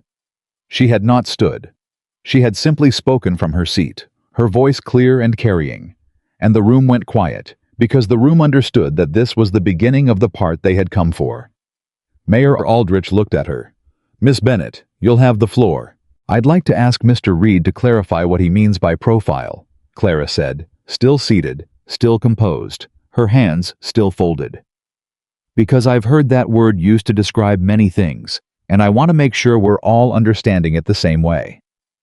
Reed looked at her. "Professional qualifications," he said. "Experience, character. Those things are documented," Clara said. "I have letters of recommendation from the superintendent of schools in Philadelphia, 5 years of demonstrated teaching experience, and a reference from Reverend Coles of this town, who has known me since my arrival and can speak to my character." She paused. "I'm happy to put all of that before the council formally if you're genuinely concerned about those things." "Professional qualifications are one part of the picture," Reed said. "What's the other part?" Clara said. He met her eyes. "The personal presentation of someone in a position of influence over children represents the community. It sends a message about what the community values." "I see," Clara said. Her voice was perfectly level. "And what message do you believe I send?" The room was very still.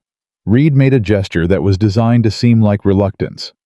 "I only mean, I think," said a voice from 3 rows back, "that you should say exactly what you mean, out loud, in front of everyone here." William Dawson stood up. He stood with no drama, no performance, simply rose from his seat and stood, and the room shifted to accommodate the fact of him standing in it, the way a room shifts when something with significant gravity enters it. "William," Reed began. "You've been talking around something for 2 meetings now," William said. His voice was quiet. It was always quiet. "You're talking about the way she looks. That's what profile means in this context.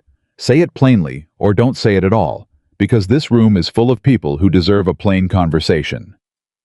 The silence in the room was absolute. Reed's composure slipped. Just slightly, just at the edges, but it slipped. "I'm raising a legitimate community concern. You're using a woman's appearance to argue against her competence," William said. "That's what you're doing, and I want everyone in this room to hear it said clearly, because when it's said clearly, it sounds exactly like what it is." Someone in the back of the room made a sound, not quite a word, the sound of an opinion-finding expression. "William." Reed's voice had lost its careful patience. The anger that Clara had predicted was beginning to show through. "You have a personal interest in this woman that is clouding your—" "I have a clear interest in fair treatment for every person in this valley," William said. "I always have. I have helped every family in this room at some point, not because I wanted anything from them, but because that's what neighbors do for each other. I am telling you now, as your neighbor, that what you are doing to Miss Bennett is wrong. It was wrong in the private meeting that she wasn't invited to. It is wrong here." He looked around the room. "She built a school, with her hands, in 6 weeks. She did it with less support and more interference than any man building anything in this valley has ever faced. You want to question her fitness to run what she built?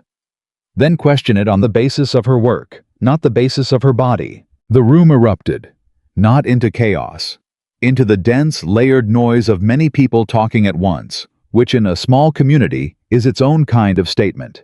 It was the sound of opinion shifting, of things that had been privately thought being publicly confirmed, of people reassessing what they were willing to let go uncontested. Reed raised his voice. "The community has a right." "The community is speaking," Mrs. Hofstede said firmly from the front row, and several people laughed, and several more made sounds of agreement. And Reverend Coles, who had been sitting at the end of the council table, with the expression of a man trying to decide what God would want him to do, leaned forward and said, into the noise, "I think we should hear from Miss Bennet." The room settled. Clara stood. She stood the way she always stood, fully, without apology, without the careful self-diminishment that some people expected from a woman of her size, in a room full of people who might or might not be comfortable with it. She stood, and she looked at the room, and she waited until the last of the noise had settled before she spoke. "I came to Red Hollow because I believed there was a community here that wanted something real," she said. "A school. A place for children to learn not just reading and arithmetic, but how to think, how to ask questions, how to value the people around them for what they do, rather than what they look like." She paused. "I still believe that community is here.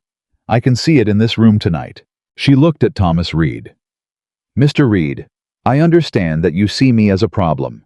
I have spent my entire life being someone that people like you saw as a problem. I want you to know that I don't take it personally. It's a failure of vision, not of character, yours or mine." She turned from him to the room. "What I've built will stand. It will stand not because of who helped me build it, and not in spite of who tried to stop me. It will stand because it was built right, and built honest, and built for children who deserve it." She sat down. The room was quiet for a moment. Then someone in the back began to clap. Then someone else. Then, in the way of rooms that have been waiting for permission, the applause spread through the space until it was general and unmistakable, and Mayor Aldrich gavelled twice and said something about proceeding to a vote, and Thomas Reed sat at the council table, with his hands folded and his jaw set, and the expression of a man who has just discovered that the terrain he considered permanently his own has shifted under his feet. The vote to formally recognize the school and Clara's directorship was 4-1. Reed cast the one. Clara walked out of that meeting into the Wyoming night and stood on the steps of the council hall and breathed the cool air and felt the specific, complicated exhaustion that follows an emotional battle. Not the clean tiredness of physical work, but the draining kind. The kind that comes from having stood in a room and been exactly, completely yourself while people decided what to do with that. William came out a moment later. He stood beside her on the steps, and they were both quiet for a time. 4-1, she said finally. 4-1, he said. "You didn't have to do that," she said. "Clara." His voice was patient and direct. "I know." She turned to look at him. The street was lit by lantern light, and the night was warm, and the sound of people leaving the council hall filtered around them. His face was turned toward her, and his eyes were steady, and she thought of what he had said in that room. You want to question her fitness? Question it on the basis of her work, and what it had cost him to say it. Not the courage it took, but the specificity of it. The way he had named her work and her building and her hands. The way he had made it real and particular and hers. "Why?" she said. "Not why did you defend me? Something larger." He seemed to understand the larger question. He looked at her for a long moment, in the way of a man who has arrived at something slowly and over a long distance, and is standing now at the thing he has been moving toward. "Because you are the only person who has ever sat on my porch," he said quietly, "and made me feel like the life I built is something worth living in. Not something worth managing, not something worth maintaining." He paused. "Living in." Clara felt the words reach her the way the warmth from a fire reaches you. Not suddenly, not all at once, but in a slow and spreading way that changes the temperature of everything it touches. "William," she said. "I know," he said. "I know it's not too much," she said. "It's not. Don't take it back." He looked at her. "I'm not taking it back," he said. And there on the steps of the Red Hollow Council Hall, with the warm Wyoming night around them, and the sound of the town settling back into its ordinary rhythms, and the lantern light catching the edges of his face and hers, he reached out and took her hand. Not the careful, almost touching of the kitchen table. Her hand, and in his, real and warm and deliberate, she held it. They stood like that on the steps for a moment that was simple and enormous simultaneously, the way the true moments tend to be. And then he said quietly, "Let me walk you home." And she said yes. And they walked down the main street of Red Hollow together, while Thomas Reed watched from the window of the council hall with the expression of a man who has just lost something he hadn't expected to lose. And the town watched too. And the town, which had been uncertain about many things for many months, saw William Dawson walk down its main street with a woman's hand in his, and the particular look on his face of a man who has finally, after a very long time, stopped being afraid of the thing he is walking toward. And the town understood that something had changed. Not just the vote, not just the school. Something in the man they had known for 20 years and never truly seen. And some of them, the ones who had always suspected there was more underneath the careful, useful, impeccably maintained exterior of William Dawson, felt something that was, if they were being precise about it, relief. Because a man who has been alone for that long, choosing it, building it deliberately into the architecture of his days, when that man reaches out and takes someone's hand and walks with her in the light, it means he has survived something, and everyone who cared about him, even the ones who had never known how to say so, was glad.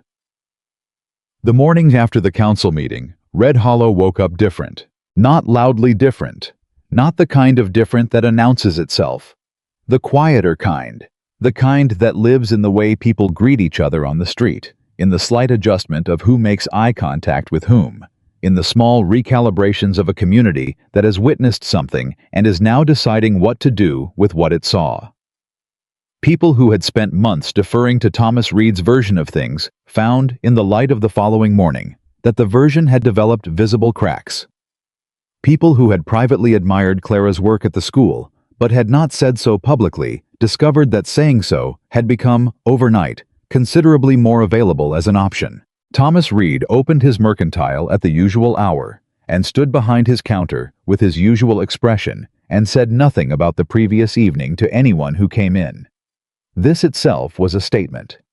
Reed was a man who had opinions about everything and shared them freely, and his silence on the subject of the council meeting was so conspicuous that it became the loudest thing in the room. Clara was at the school at first light. She had not slept particularly well, not from distress, but from the particular wakefulness that follows a large event.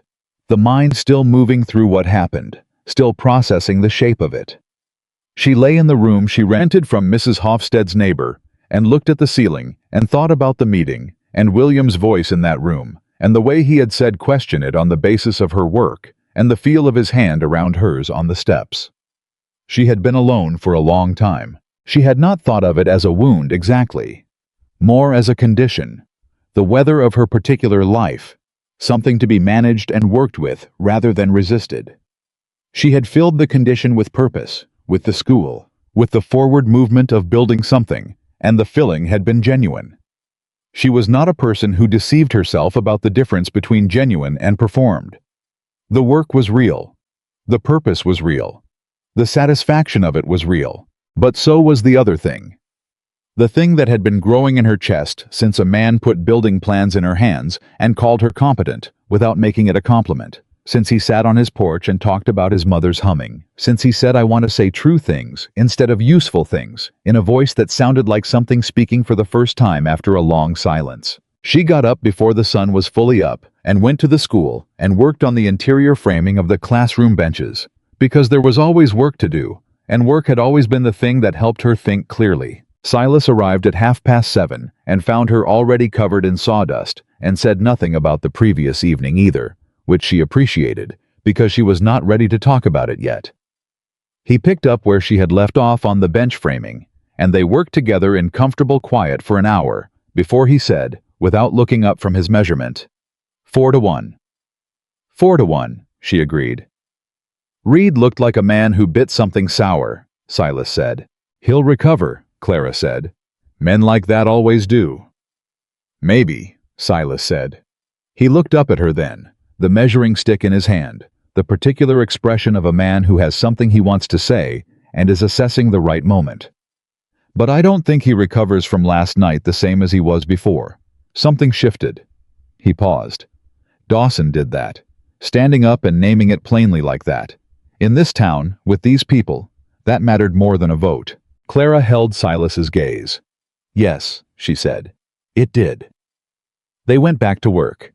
William came by mid-morning. He came without preamble, without a practical reason offered, which itself was new. He was a man who had always attached his visits to a useful purpose, something to deliver or assess or advise on. Today, he simply appeared at the gate, and she walked over to meet him, and he looked at her with a directness that had no management in it. "How are you?" he said. "I'm good," she said. "Really good. How are you?" "I slept," he said. "I slept the whole night through without waking, which hasn't happened in—" He stopped, seemed slightly surprised at himself for having started the sentence. "In a while," he finished. She smiled at him. "That's good." "It is," he said. He looked past her at the schoolhouse walls, the window openings, the half-finished interior visible through the open doorway. "She's coming along."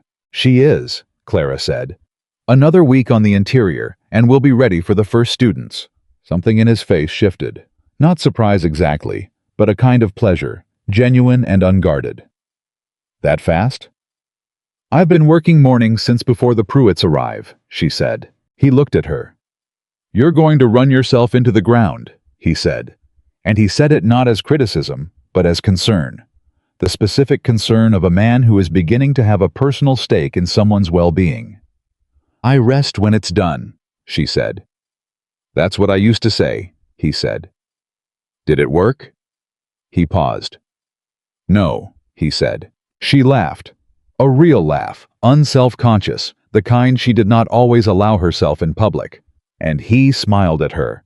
The full smile that she had seen rarely, and that changed his face entirely, that took 20 years of careful weight off it and left something younger and startled and alive. "Come for supper tonight," he said. "If you can stop early enough." "How early?" she said. "Before dark," he said. "Hector's been cooking all day. He does this occasionally when he's—" He seemed to search for the word. "In a particular mood." "What kind of mood?" William was quiet for a beat. "The kind where he thinks something good is happening and wants to make a contribution," he said. Clara looked at him. He met her gaze without deflecting. "I'll be there before dark," she said. She was.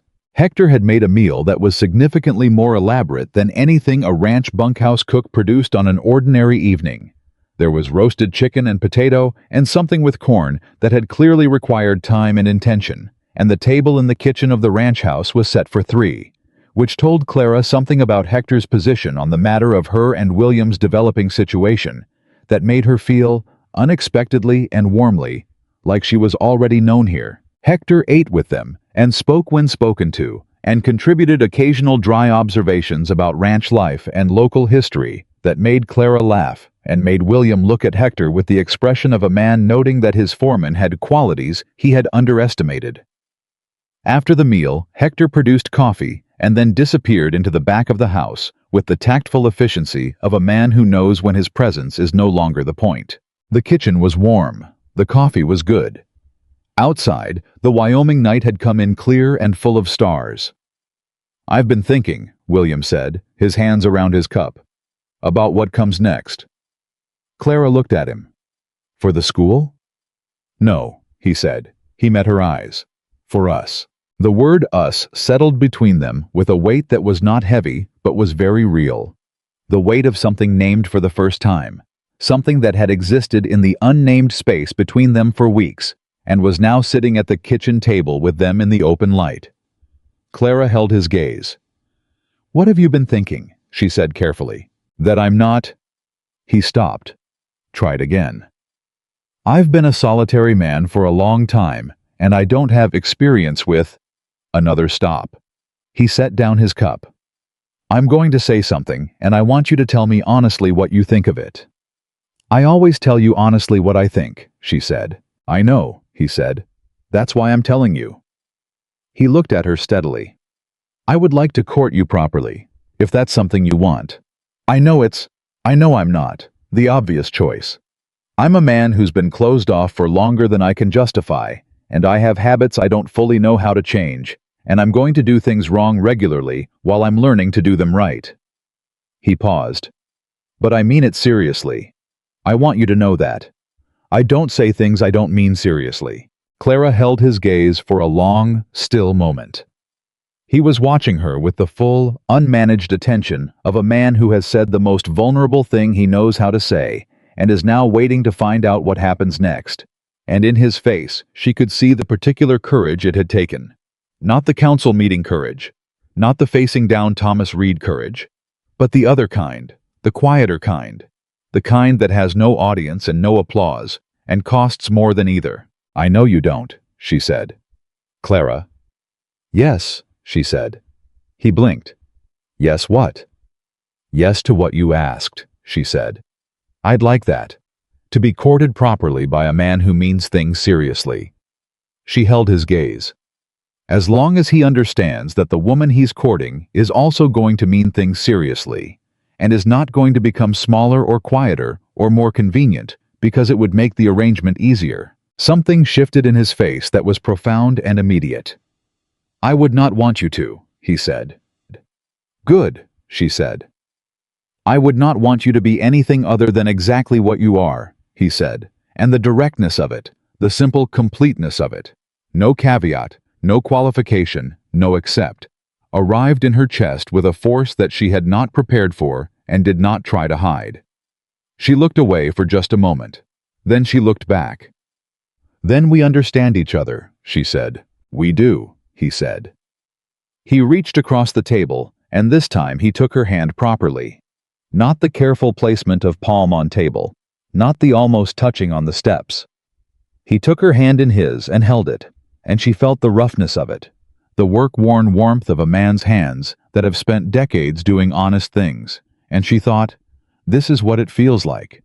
This is what it feels like when someone holds your hand and means it all the way down. They stayed at the kitchen table talking until very late.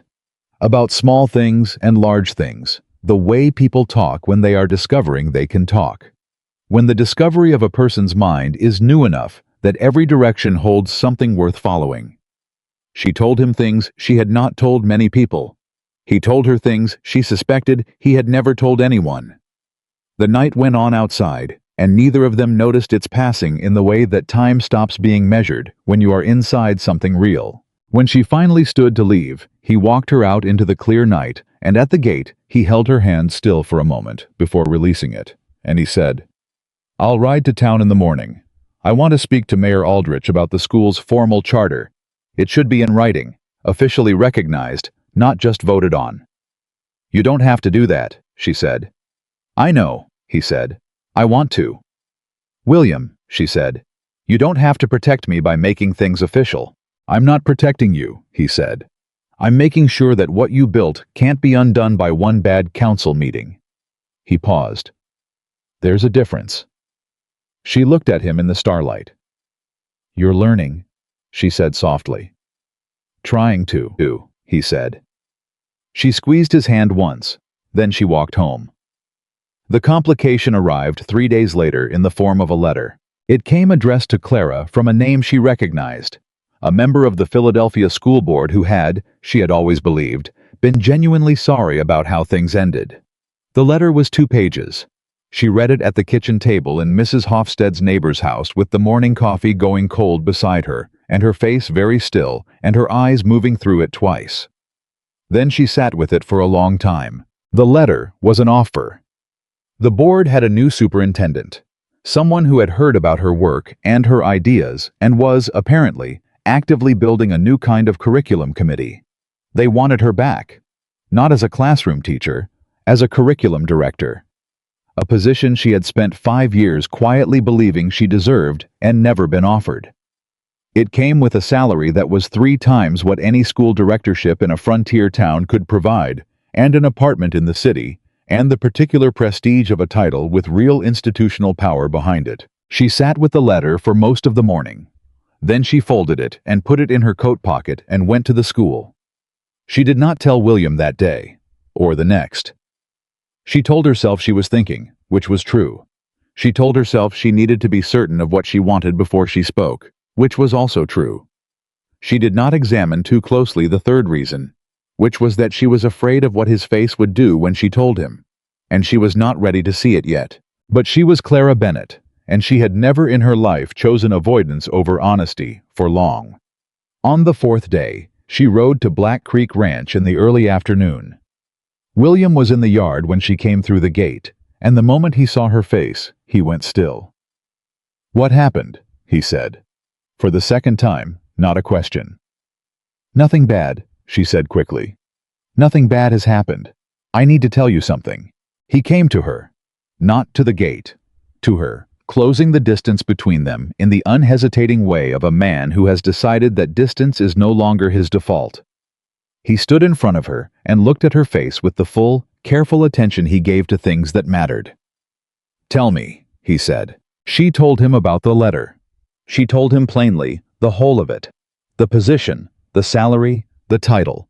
The fact that it was everything she had wanted when she was 24, and first understanding what she could do.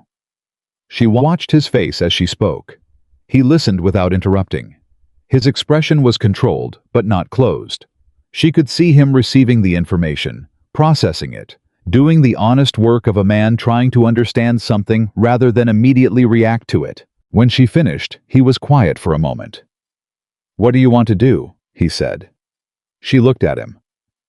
"I'm asking you what you think." "I know what I think," he said. "But that's not the question I'm asking." "William, Clara," his voice was steady.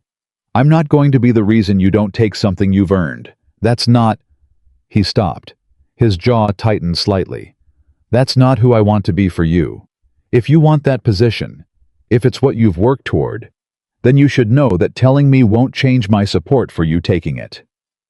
She felt something break open in her chest. Not painfully. The opposite of painfully. The way a window opens in a closed room. "That's an extraordinary thing to say," she said. "It's the true thing," he said. "Which you've taught me is the right thing." She looked at him for a long moment. This man who had spent 20 years afraid of needing someone, and was now standing in his own yard telling her that her dreams mattered more than his fear of losing her. "I don't want to go," she said. He blinked. "I thought about it for 4 days," she said. "I thought about the salary and the title and the curriculum committee, and what it would have meant to 24-year-old Clara, who was told she wasn't the right shape for the available spaces." She paused. "And then I thought about what I'm building here. The actual school. These specific children who are going to walk into that specific building because someone came to this valley and decided to build it." She held his gaze. "I thought about you. About what this is. About whether I would rather be somewhere with a better title or somewhere with a reason to come home." The last words landed between them with a weight that was enormous and quiet simultaneously. William's expression did something she had never seen it do. It opened completely. Not the partial openings she had catalogued over months. The almost smiles, the moments of unguarded recognition. All of it, all at once. The weariness and the walls, and the careful distance. Gone, and underneath it, underneath all of it, something that was simply him, the actual man, without the 20 years of architecture around him. It only lasted a moment. Then he was himself again, controlled and present and real. But she had seen it, and it was not something she would forget. "You're staying," he said. "I'm staying," she said. He exhaled. A slow, careful exhale, the kind that carries something with it. Then he said, "Come inside." And she followed him into the ranch house. And this time, she did not think about walls at all. The weeks that followed were the best of Clara's life, and she knew it while they were happening, which was a gift she did not take for granted. The school opened on a Tuesday morning in early September with 14 students, ages 5 through 13, in 3 different reading levels, speaking in some cases languages that were not English as their first. And Clara stood at the front of the new classroom, with her hands at her sides, and looked out at them and felt something she could only describe as rightness. The deep, uncomplicated rightness of being exactly where you are supposed to be, doing exactly what you are supposed to be doing. William was not there for the opening. He had offered, and she had said no, not because she didn't want him there, but because some moments need to belong entirely to yourself, and this was one of them. He understood. He was learning her the way she had learned him, in the details, in the preferences, in the small specific things that add up to a person. How was there afterward, at the gate, when the last student left, and the afternoon was going long and golden. He had a cup of coffee from the bakery. She had told him once, in passing, that the bakery down the street made the best coffee in the valley, and he had remembered, and he handed it to her over the gate without ceremony. She took it and held it and looked at him. "Well," he said. 14 students, she said. "I heard there might be more by winter," he said. "The Hargrove family has 3 children who'll be old enough." "Where did you hear that?" "I asked around," he said, in the tone of a man for whom asking around about something is a natural expression of interest rather than interference. She looked at him. "You asked around about my students." "About potential students," he said, "in case you needed to plan for additional enrollment." He paused. "I also spoke to Mayor Aldrich about the heating situation for the winter. The school will need a better stove before October." "William." "I'm not managing things," he said quickly. "I'm just asking around and speaking to the mayor," she said. He looked at her. Then, with the particular self-awareness of a man catching himself in an old habit and being honest about it, "Yes, it's all right," she said. "It's kind. Just ask me first, in the future." "I will," he said. He said it simply, without defensiveness, which was one of the things she had come to trust most about him, the way he received correction without making it a conflict. He absorbed it, adjusted, and moved forward. She had not known many people who could do that. They walked together to the ranch that evening, the first time she had made the walk beside him rather than alone. And the difference was not in the distance or the path, but in the quality of the air between 2 people who have stopped performing for each other and are simply present. Hector was on the porch when they arrived, whittling something that was either a bird or an unusually aspirational piece of firewood. It was difficult to tell. And he looked up at them with the expression of a man trying very hard to appear unsurprised and mostly succeeding. "Evening, Miss Bennet," he said. "Hector," she said. "What are you making?" He looked at the wood. "Uncertain," he said. "Something will come of it." William held the door for her, and she went inside, and the ranch house received her with the particular warmth of a place that has been prepared for a person rather than simply left unlocked.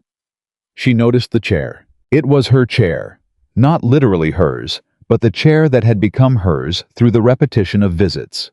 The chair that was now positioned at the table at the angle she preferred rather than the angle it had occupied for years before she came. A small thing. The kind of small thing that a man does when he has stopped thinking of someone as a visitor. She did not say anything about the chair. She sat in it. They ate supper and talked, and afterward they sat on the porch, and the evening went dark around them, and somewhere down the slope, the creek ran its patient course, and the stars came out over Wyoming the way they did. All of them, all at once, like something decided. "I want to tell you something," William said. She turned to look at him. He was looking at the valley. His hands on the rail, his face in profile. The particular stillness of a man approaching something important. "I've been thinking about my father's school," he said. "The one he talked about and never built." "Yes," she said. "I used to think that what I owed him was the regret of it," he said. "The weight of the unfinished thing. I carried that for 28 years, like it was a debt I could never pay." He paused. "I think I was wrong." She waited. "I think what I owed him was to finish it," he said. "Not to carry the fact that he didn't, to finish it." He turned to look at her. "You finished it, Clara. What he talked about and I never did anything about. You came here and you built it. With your own hands." His voice was very quiet. "I want you to know that I understand what that means. What you did. Not just for the children. For me." She felt tears she did not entirely expect. Not sad tears, not the kind that come from loss, but the kind that come from something too large to hold without some of it coming through. She did not look away from him. "You could have built it yourself," she said. "Any time in the last 28 years." "No," he said. "I couldn't. Not without—" He stopped, looked at her. "Not without seeing someone do it first, and remembering that it was possible." She reached over and covered his hand with hers on the porch rail. He turned his hand and held hers. They sat in the dark with the stars above the valley and the creek below, and the specific warmth of two people who have found each other after long separate journeys through difficult terrain, and neither of them felt the need to say anything more about it, because the saying had been done, and what remained was simply the being. The hard thing came not from Thomas Reed, which was where Clara had expected it. It came from inside the ranch. 3 weeks into October, on a morning when the first cold edge of the coming season had gotten into the air, one of William's oldest hands, a man named Porter, who had worked Black Creek Ranch for 15 years, came to William with a look on his face that Clara, watching from the kitchen doorway, where she had been helping Hector with the morning preparations, recognized immediately as the look of a man delivering news he did not choose to deliver. "You need to hear something," Porter said to William. William looked at him steadily. "Say it." "Reed's been talking to some of the hands," Porter said. "Not mine, over at the Callahan spread, and one or two of the younger boys in town. He's been saying—" Porter's jaw tightened. "He's been saying that Mr. Dawson's judgment can't be trusted because of the Bennett woman. That a man who'd compromise his standing for a woman like her—" Porter stopped. "A woman like her," William repeated. Porter met his eyes. "He said what he meant by that. I won't repeat it here." Clara, in the doorway, went very still. William did not move for a long moment. He looked at Porter with an expression that was absolutely flat and absolutely calm, the way a stretch of water looks calm before something large begins to move underneath it. "Who heard him say this?" he said. Porter named 3 names. William nodded once. He looked at the floor for a moment, not in defeat, in the manner of a man assembling something. And then he looked up. "I'm going to town," he said. "William."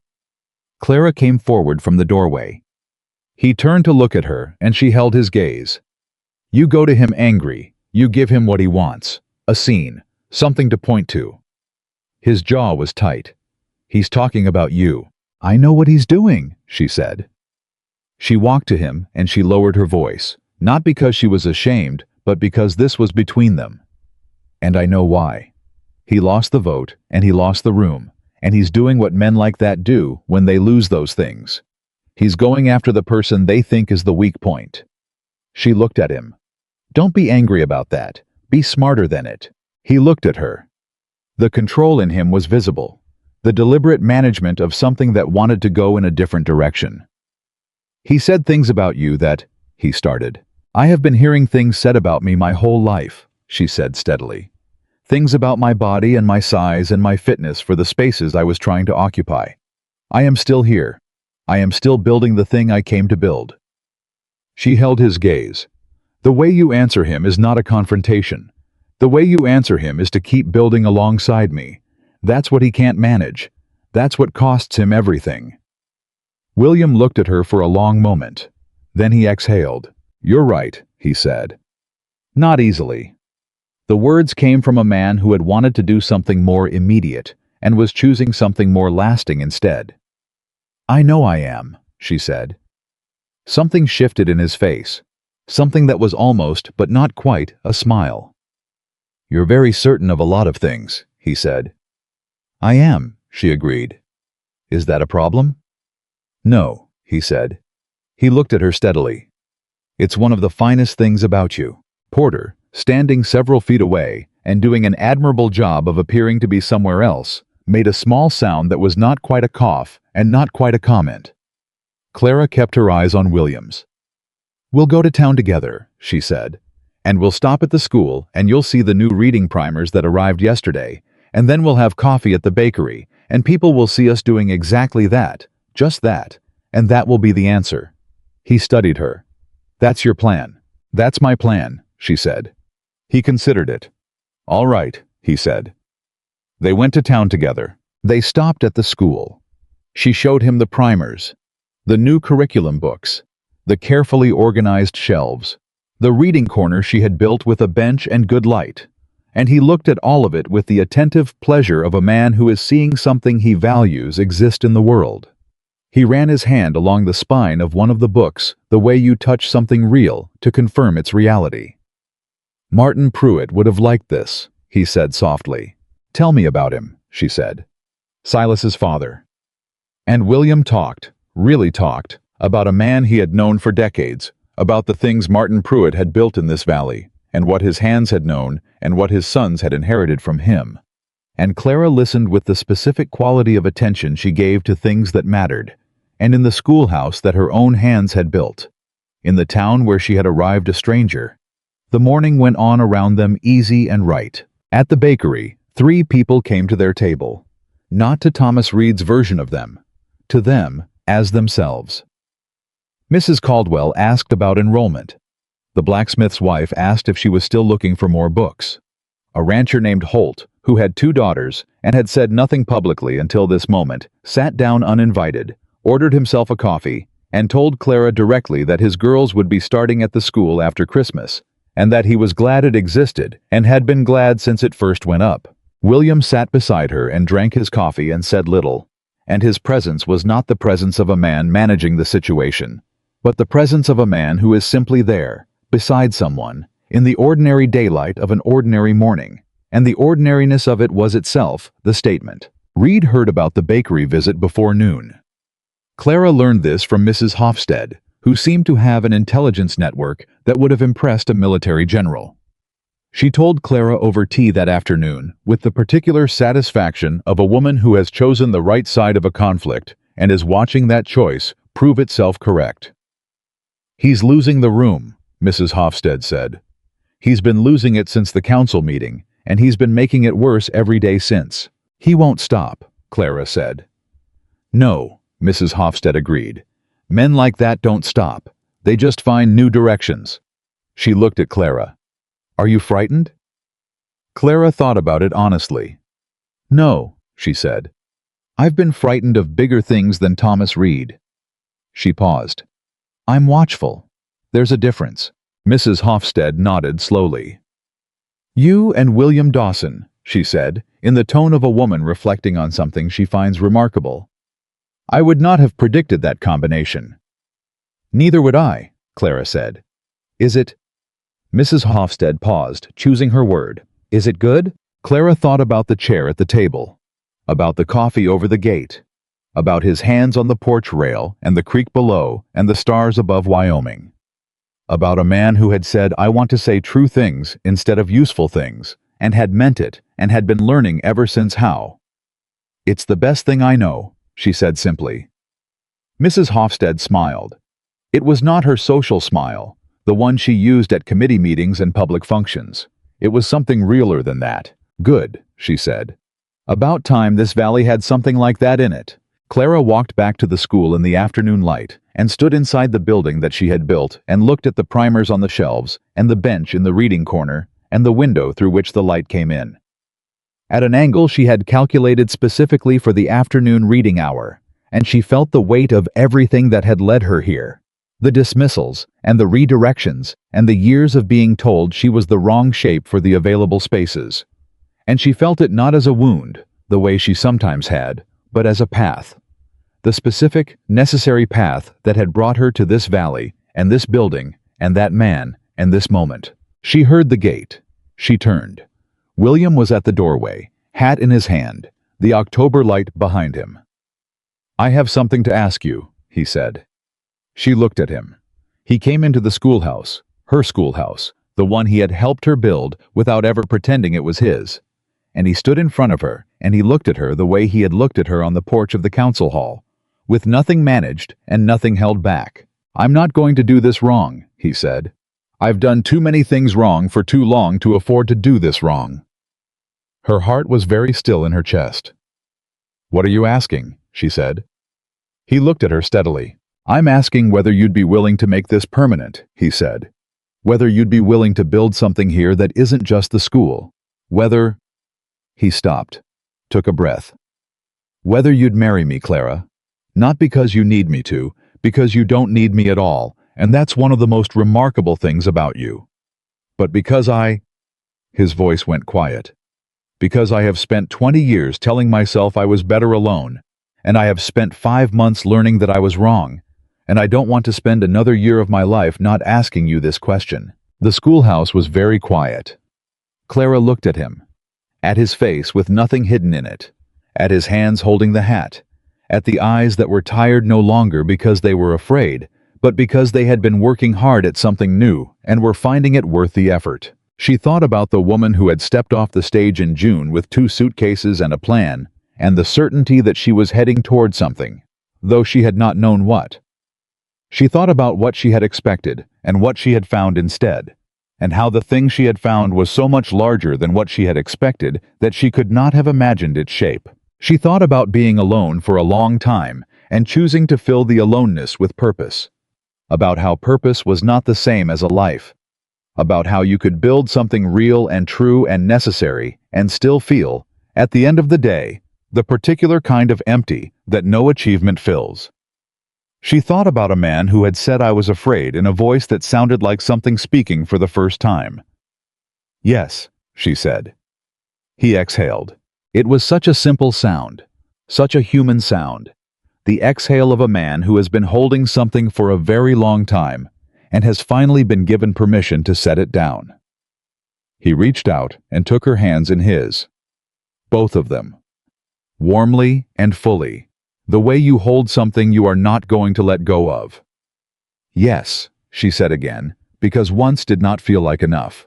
And William Dawson, who had spent 20 years building a life nobody could hurt and had just asked someone to come inside it, held the hands of Clara Bennett in the middle of the school she had built and looked at her with an expression that was nothing like careful and nothing like managed, and nothing like the face of a man maintaining a careful, useful distance from the things that mattered. It was the face of a man who had come home. And outside the window, the October light lay across the valley in long gold lines, and the creek ran below the hill, and somewhere in Red Hollow, a life was beginning that neither of them had known how to ask for until they found the courage, each of them in their own way, to stop being afraid of what it would cost. The wedding was small. That was how both of them wanted it. Not from embarrassment or apology, but from the honest preference of two people who had spent their lives navigating the public version of things and had found, in each other, an appetite for the private and the real. They stood in the Red Hollow Church on a Saturday morning in November, with Hector Price and Mrs. Hofstede as witnesses, and Reverend Coles reading the words he had read at 100 weddings before this one, though he told Clara afterward that he had not meant them this much at most of the others. Silas and Edgar Pruitt came and sat in the back pew without being invited, which was the kind of thing the Pruitt brothers did, and nobody minded. Mrs. Caldwell came and wept from the second row, which was also the kind of thing she did. A handful of others filtered in as the morning went on, not because they had been asked, but because word travels in a small town, whether you intend it to or not, and people who had watched this story develop over 5 months felt, with some justice, that they had a stake in its resolution. Thomas Reed did not come. Nobody expected him to. William stood at the front of the church in the clothes he wore for things that mattered. Not his work clothes, but not the stiff formality of a man performing respectability either.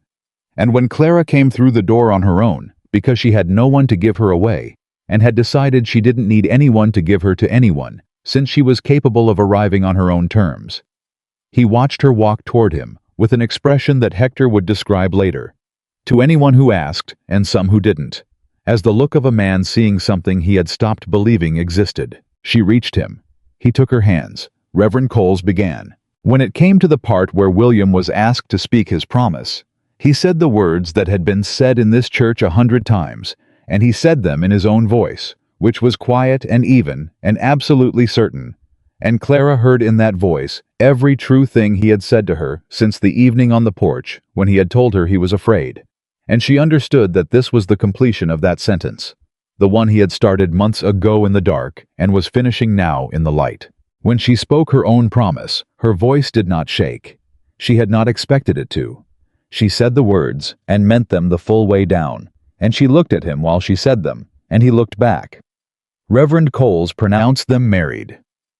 Hector made a sound in the front row that was not quite a word. Mrs. Caldwell wept. The Pruitt brothers clapped from the back pew with the specific enthusiasm of men who have been working towards something for months and are gratified to see it arrive. William kissed her, briefly, deliberately, in the manner of a man who is doing something he intends to do well and is in no particular hurry. and she held his face in her hands for a moment afterward and looked at him. And what passed between them in that look was not for the church, or the witnesses, or the handful of people in the pews. It was entirely their own. They walked out into the November morning as the Dawsons. The life they built together in the years that followed was not a simple life, because simple lives are rarer than stories suggest, and the two of them were not simple people. They were people with histories and habits and particular ways of moving through the world that did not always align without effort. They disagreed about things. They had to learn each other past the first knowing, into the deeper knowing that comes only from sustained proximity and the willingness to keep looking. William had to learn to ask before doing. It was a harder habit to break than he had anticipated. The impulse to handle things, to arrange, to make problems disappear before they arrived was so deeply wired into him that it surfaced constantly, in small ways, and occasionally in ways that were not small. And Clara caught it every time with the patient precision of a woman who sees clearly and says what she sees. "You spoke to Aldrich about the school's heating without telling me again," she said, one February evening, setting her coffee down with the particular deliberateness of a woman making a point without raising her voice. He had. He knew it when she said it. "I thought it would save you the trouble," he said. "I know you did," she said. "That's what I'm telling you." He was quiet for a moment. "I'll tell Aldrich to expect you directly," he said. "Thank you," she said. "I'm going to do it again," he said honestly.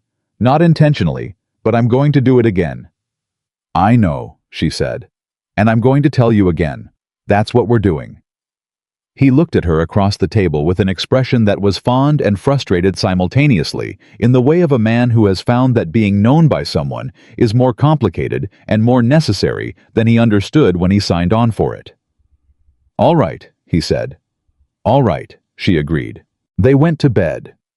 And the next morning, he told her before he spoke to anyone on her behalf, and she thanked him, and that was how it worked.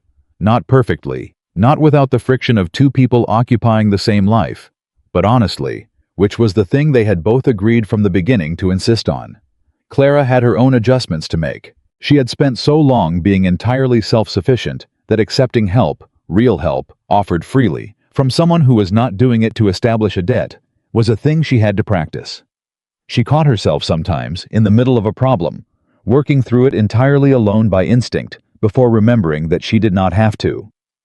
That there was a man in the kitchen, or the yard, or on the far side of the ranch, who had specifically and voluntarily agreed to be a person she could come to with problems. The first time she did it, walked to him in the yard with a specific trouble she could not solve and said simply, "I need help with something." He looked at her for a moment with an expression she couldn't quite read, and then said, "Tell me." And she told him, and they worked through it together. And afterward she understood that the expression she hadn't been able to read was not surprise. It was something closer to relief. He had wanted to be needed by her. Not as a project or a recipient of management, as a person who was genuinely in her life, whose presence made the difficult things more possible. He had wanted that and had not known how to ask for it. And she had given it to him by simply walking across the yard and saying 4 ordinary words. "I need help with something." 4 words he had spent 20 years unable to say himself. She gave them to him instead, and it was a gift he did not explain, and she did not require him to. The school grew. By the following spring, it had 23 students. By autumn of the second year, it had 31, including the Hargrove children William had asked around about, and 2 children from the Arapaho family that had settled at the edge of the valley, who attended tentatively at first.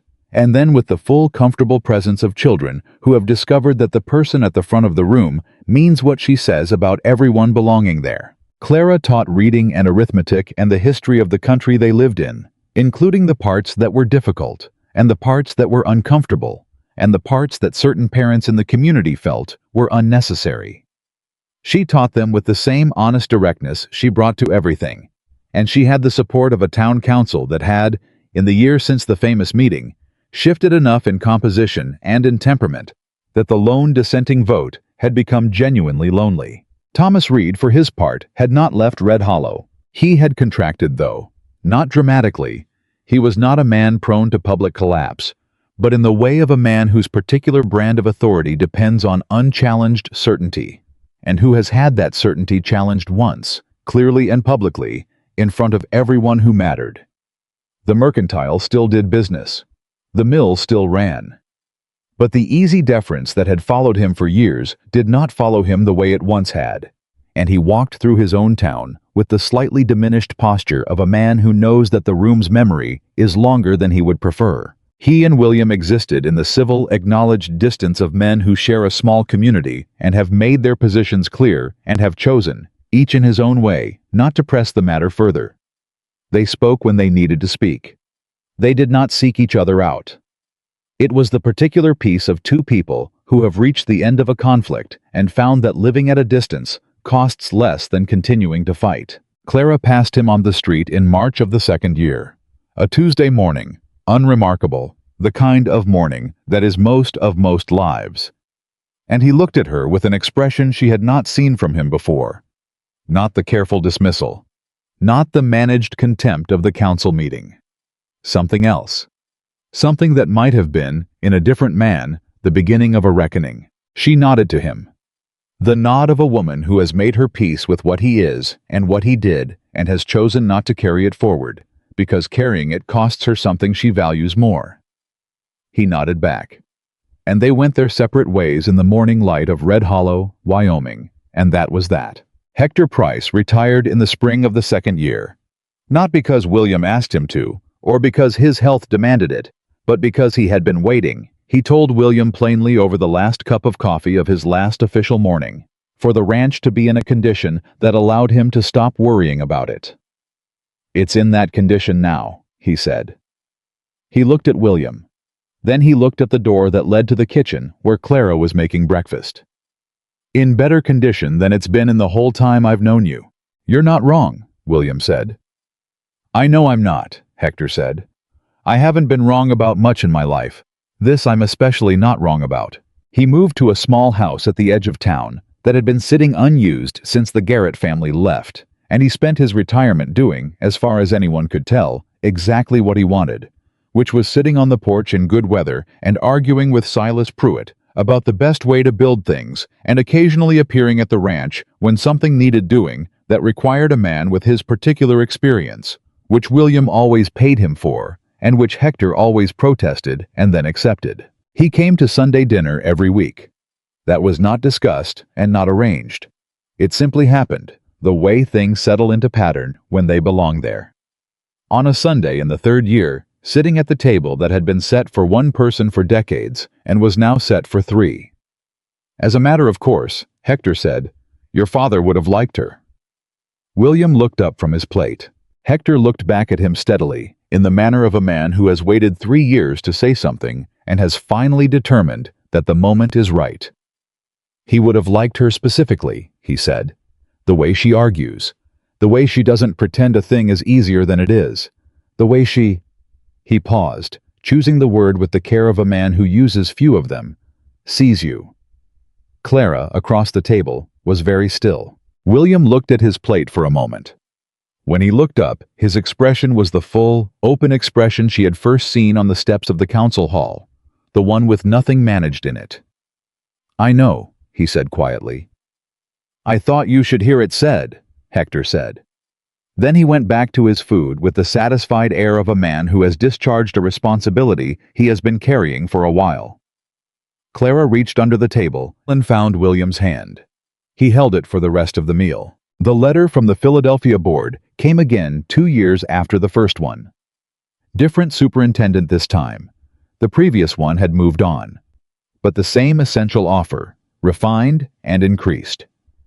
Clara read it at the kitchen table of the ranch house that was now her home, as much as it was his. With the morning light coming through the window, she had insisted on enlarging when they redid the kitchen, because the original window did not let in enough light, and she was not willing to spend the rest of her life cooking in inadequate light. She read the letter twice, set it down, picked it back up and read it a third time. Then she put it in the drawer where she kept correspondence that required consideration and went to school. She taught reading to the morning group, 14 children, ranging from a 5-year-old who was already reading at a level that astonished his parents, To a 13-year-old who had come to Clara unable to read his own name and was now 3/4 of the way through the history primer and approaching it with the specific, furious appetite of someone making up for lost time. She taught arithmetic to the afternoon group. She stayed an hour after last student left to work on a curriculum expansion she had been planning since winter, a natural history component, observations and documentation, something that would take children outside and teach them to look at the world as a thing worth studying. She was still at her desk when the light shifted, and she looked up and saw through the enlarged window that the afternoon was going. She put away the curriculum notes.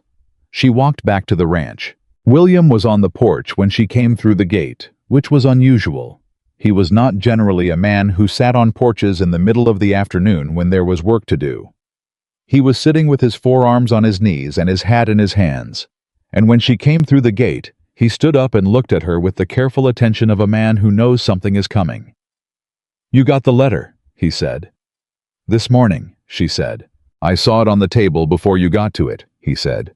"I recognized the return address." He met her eyes. "I didn't open it." "I know you didn't," she said. She climbed the steps and stood beside him on the porch, and they both looked out at the valley for a moment. The ranch, the land, the particular quality of the late afternoon in autumn that had become, over 3 years, the most familiar light she knew. "Do you want to talk about it?" he said. "I don't think I need to," she said. He turned to look at her. "I read it 3 times, she said. "The same way I read the first one. And I sat with it." She looked at him. "And I thought about everything I thought about the first time, and some additional things that weren't available to think about then. And I arrived at the same place." "Which is," he said, though she thought he knew, "that I am already doing the most important work of my life," she said. "In this specific valley, with these specific children, in a building I built with my own hands." She held his gaze. "And that I am living the best life I know how to live, and I am not willing to trade any part of it for a title in a city where they only understood what I was worth after I left." He was quiet for a moment. "You're sure," he said.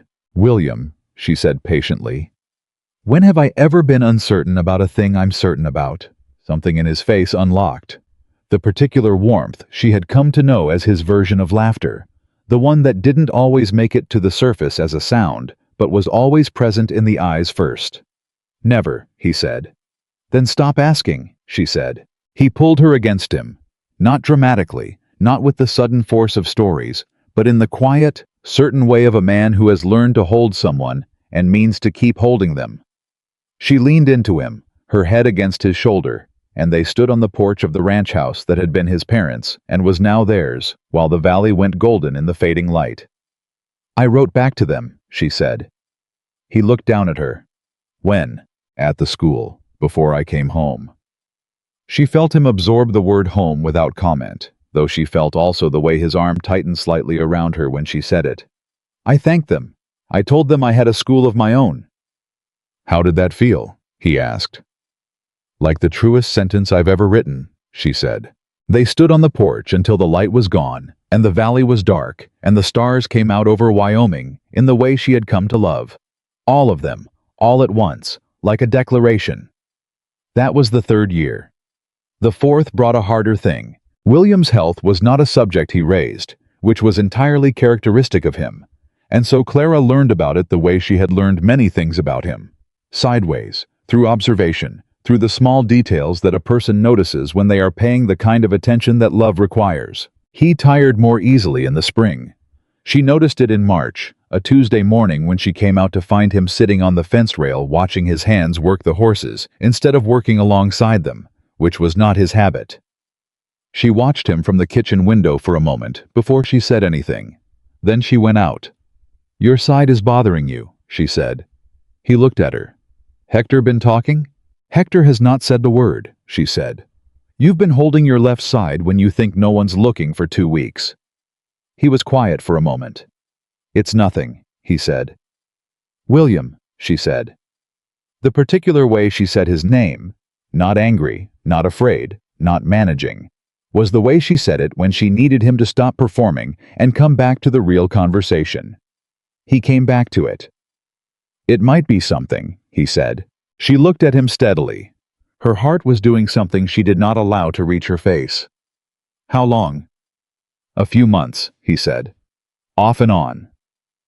She breathed through the anger that was not anger, but fear wearing anger's clothes. We're going to Cheyenne, she said, to see a proper doctor, not the valley physician. Clara. This week, she said. We're going this week. He looked at her. Then he looked at the fence rail under his hands. Then he looked back at her with the expression of a man who has spent 20 years not allowing anyone to be concerned about him, and is now standing in the bewildering and not entirely unwelcome experience of someone who refuses to let him dismiss it. All right, he said. They went to Cheyenne. The doctor in Cheyenne was a careful man who did careful work and told them what he found without unnecessary decoration, which was the approach Clara had specifically requested when she spoke to him before William went in. She sat in the waiting room for 2 hours and did not read the book she had brought because she could not make the words mean anything. And when William came out, he stood in the doorway of the waiting room and looked at her, and she stood up. Tell me, she said. He told her. It was serious, the doctor had said. Not immediately fatal. Manageable, with the right treatment and the right adjustments and the particular discipline of a man who was willing to change the way he lived. The doctor had been clear about what willing to change meant. Less physical labor, more rest, a diet adjusted to specific requirements, regular monitoring. Clara listened to all of it standing in the doorway of a waiting room in Cheyenne. Then she said, What do we do first? He blinked. Clara. What does the doctor say we do first? She said. He looked at her. She could see him wanting to argue, wanting to say that this was his problem, his body, his management to handle, and she could see him also finding, somewhere beneath that impulse, the better thing, the thing he had been working toward for 3 years. The medication, he said, and the rest. Then we start the medication, she said. And you will rest, which you are spectacularly bad at, but which I am happy to enforce if necessary. She held his eyes. We do this together, that was the agreement. He looked at her for a long moment. In his face, she could see the full complexity of what he was feeling. The fear he would not say aloud. The gratitude he could not easily express. The specific exhaustion of a man who has been strong alone for so long that needing to be helped by someone still arrived in him like something foreign that he had to work to accept. I know, he said. She reached up and held his face in her hands. The same gesture from the church, from the morning they were married. From every moment when she needed him to know she was fully present and fully his. You are not alone in this, she said. You haven't been alone in anything for 3 years. Stop treating this like the old arrangement. He closed his eyes briefly. When he opened them, something had settled. All right, he said. They went home. The adjustments were real, and they were difficult in the way that real adjustments are difficult, not because either of them lacked the will, but because changing the deep pattern of a life requires more repetition and more patience than most people estimate. William had to learn to rest in the middle of the day, which went against every instinct he possessed. He had to let the hands carry work he would previously have done himself, had to sit on the fence rail and watch and direct instead of working alongside, which cost him something he did not easily name, but that Clara could see the cost of in his face at the end of those days. She helped him in the ways she could, and stayed out of the way in the ways she couldn't, and learned, gradually, the specific grammar of what being beside someone in difficulty actually required, which was different from what she had expected, and more patient than she had known she was capable of. He improved through the summer. Not completely. The doctor had been clear about permanent management. But genuinely, measurably, in the way that shows up in a man's face when the interior weather improves. He had color back by August. He was sleeping through the night.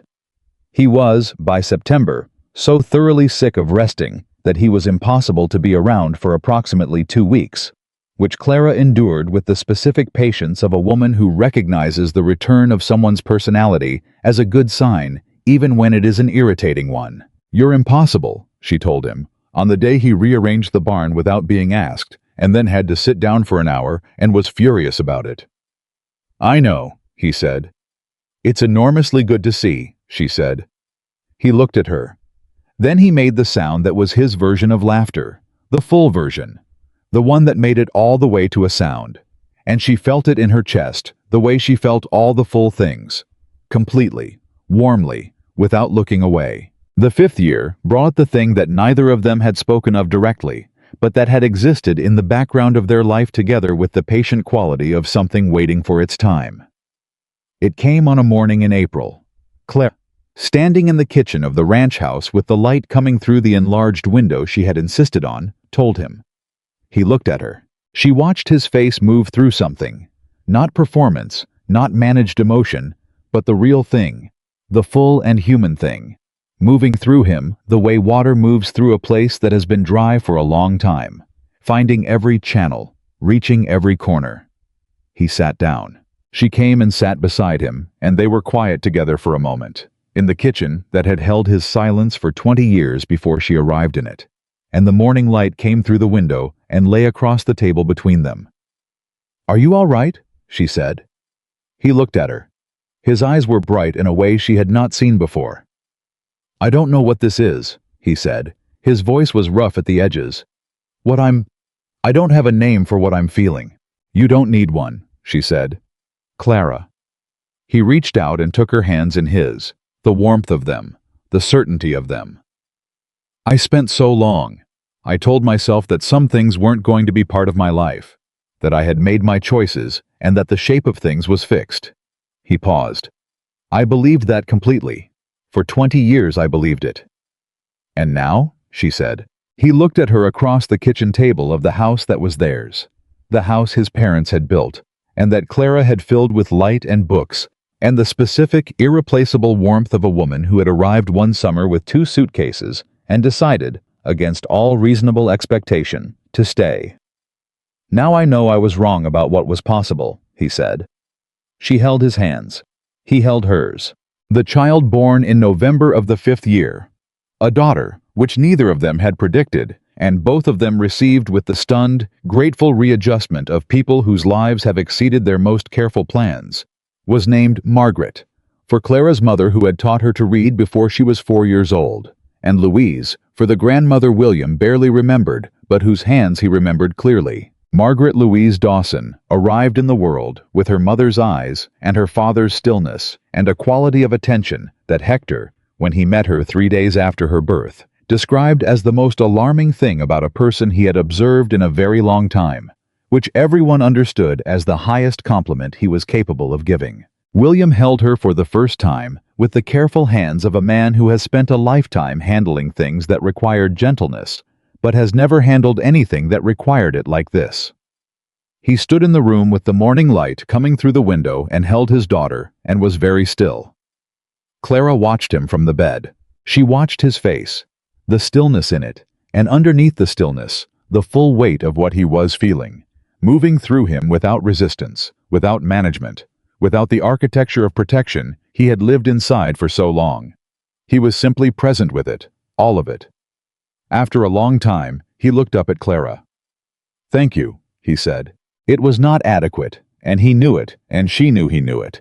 And neither of them needed it to be adequate because some things exist past the reach of language, and this was one of them. "Come sit beside me," she said. He came and sat on the edge of the bed with their daughter in his arms and Clara's hand on his arm, and the morning of the 5th year of their life together, surrounding them in the ranch house that had been silent for so long, and was now, in every room and at every hour, full. The people of Red Hollow would tell the story for many years. They told it at the bakery, and on the main street, and at the council meetings, and in the church. They told it to children who had not been born yet when Clara Bennett arrived on the stage that June, with 2 suitcases and a plan, and a courage that most people did not recognize until they had seen what it built. They told it as a story about the school, sometimes, or about the council meeting, or about Thomas Reed and what became of him, which was that he grew old and somewhat smaller, and eventually sold the mercantile to a family who came from Kansas, and who, by the account of everyone in the valley, ran it with considerably more grace. But mostly, they told it as a story about a man and a woman who had each spent their lives being the wrong shape for the spaces they were offered, and who had found each other in a small frontier town in Wyoming, and decided, each of them, to stop being afraid of what love would cost. They told it because it was the kind of story that people need, not because it was perfect. The Dawsons were not perfect people, and their life was not a simple or effortless one. But because it was honest, and it was real, and it had been built, like the schoolhouse, with actual hands doing actual work in actual time, and the things that are built that way are the things that last. William Dawson, who had pressed a rifle against his own doorframe on the afternoon, a woman from the east knocked on it and asked a question, who had spent 20 years building walls and calling them strength, who had said I was afraid in a voice that broke something open in both of them.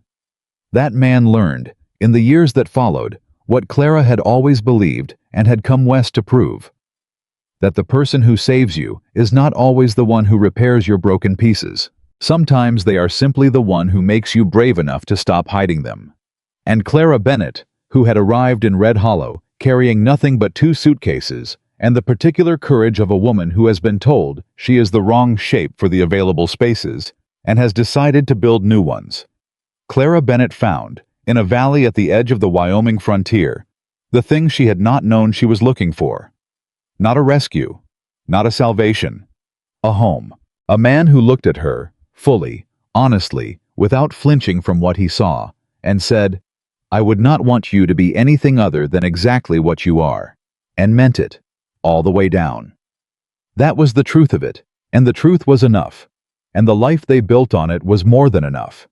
And in the town of Red Hollow, Wyoming, in the long and golden years that followed, the name Dawson stood for something that had nothing to do with land or money or the size of a man's holdings. It stood for what becomes possible when 2 people who have been alone for too long finally find the courage to choose each other, completely, honestly, without reservation, and mean it every morning for the rest of their lives. That is what love is, when it is real. Not a feeling that arrives and asks nothing of you. A choice, made every day, by people brave enough to keep making it. And William and Clara Dawson made it every day for the rest of their lives, and were grateful for every single one.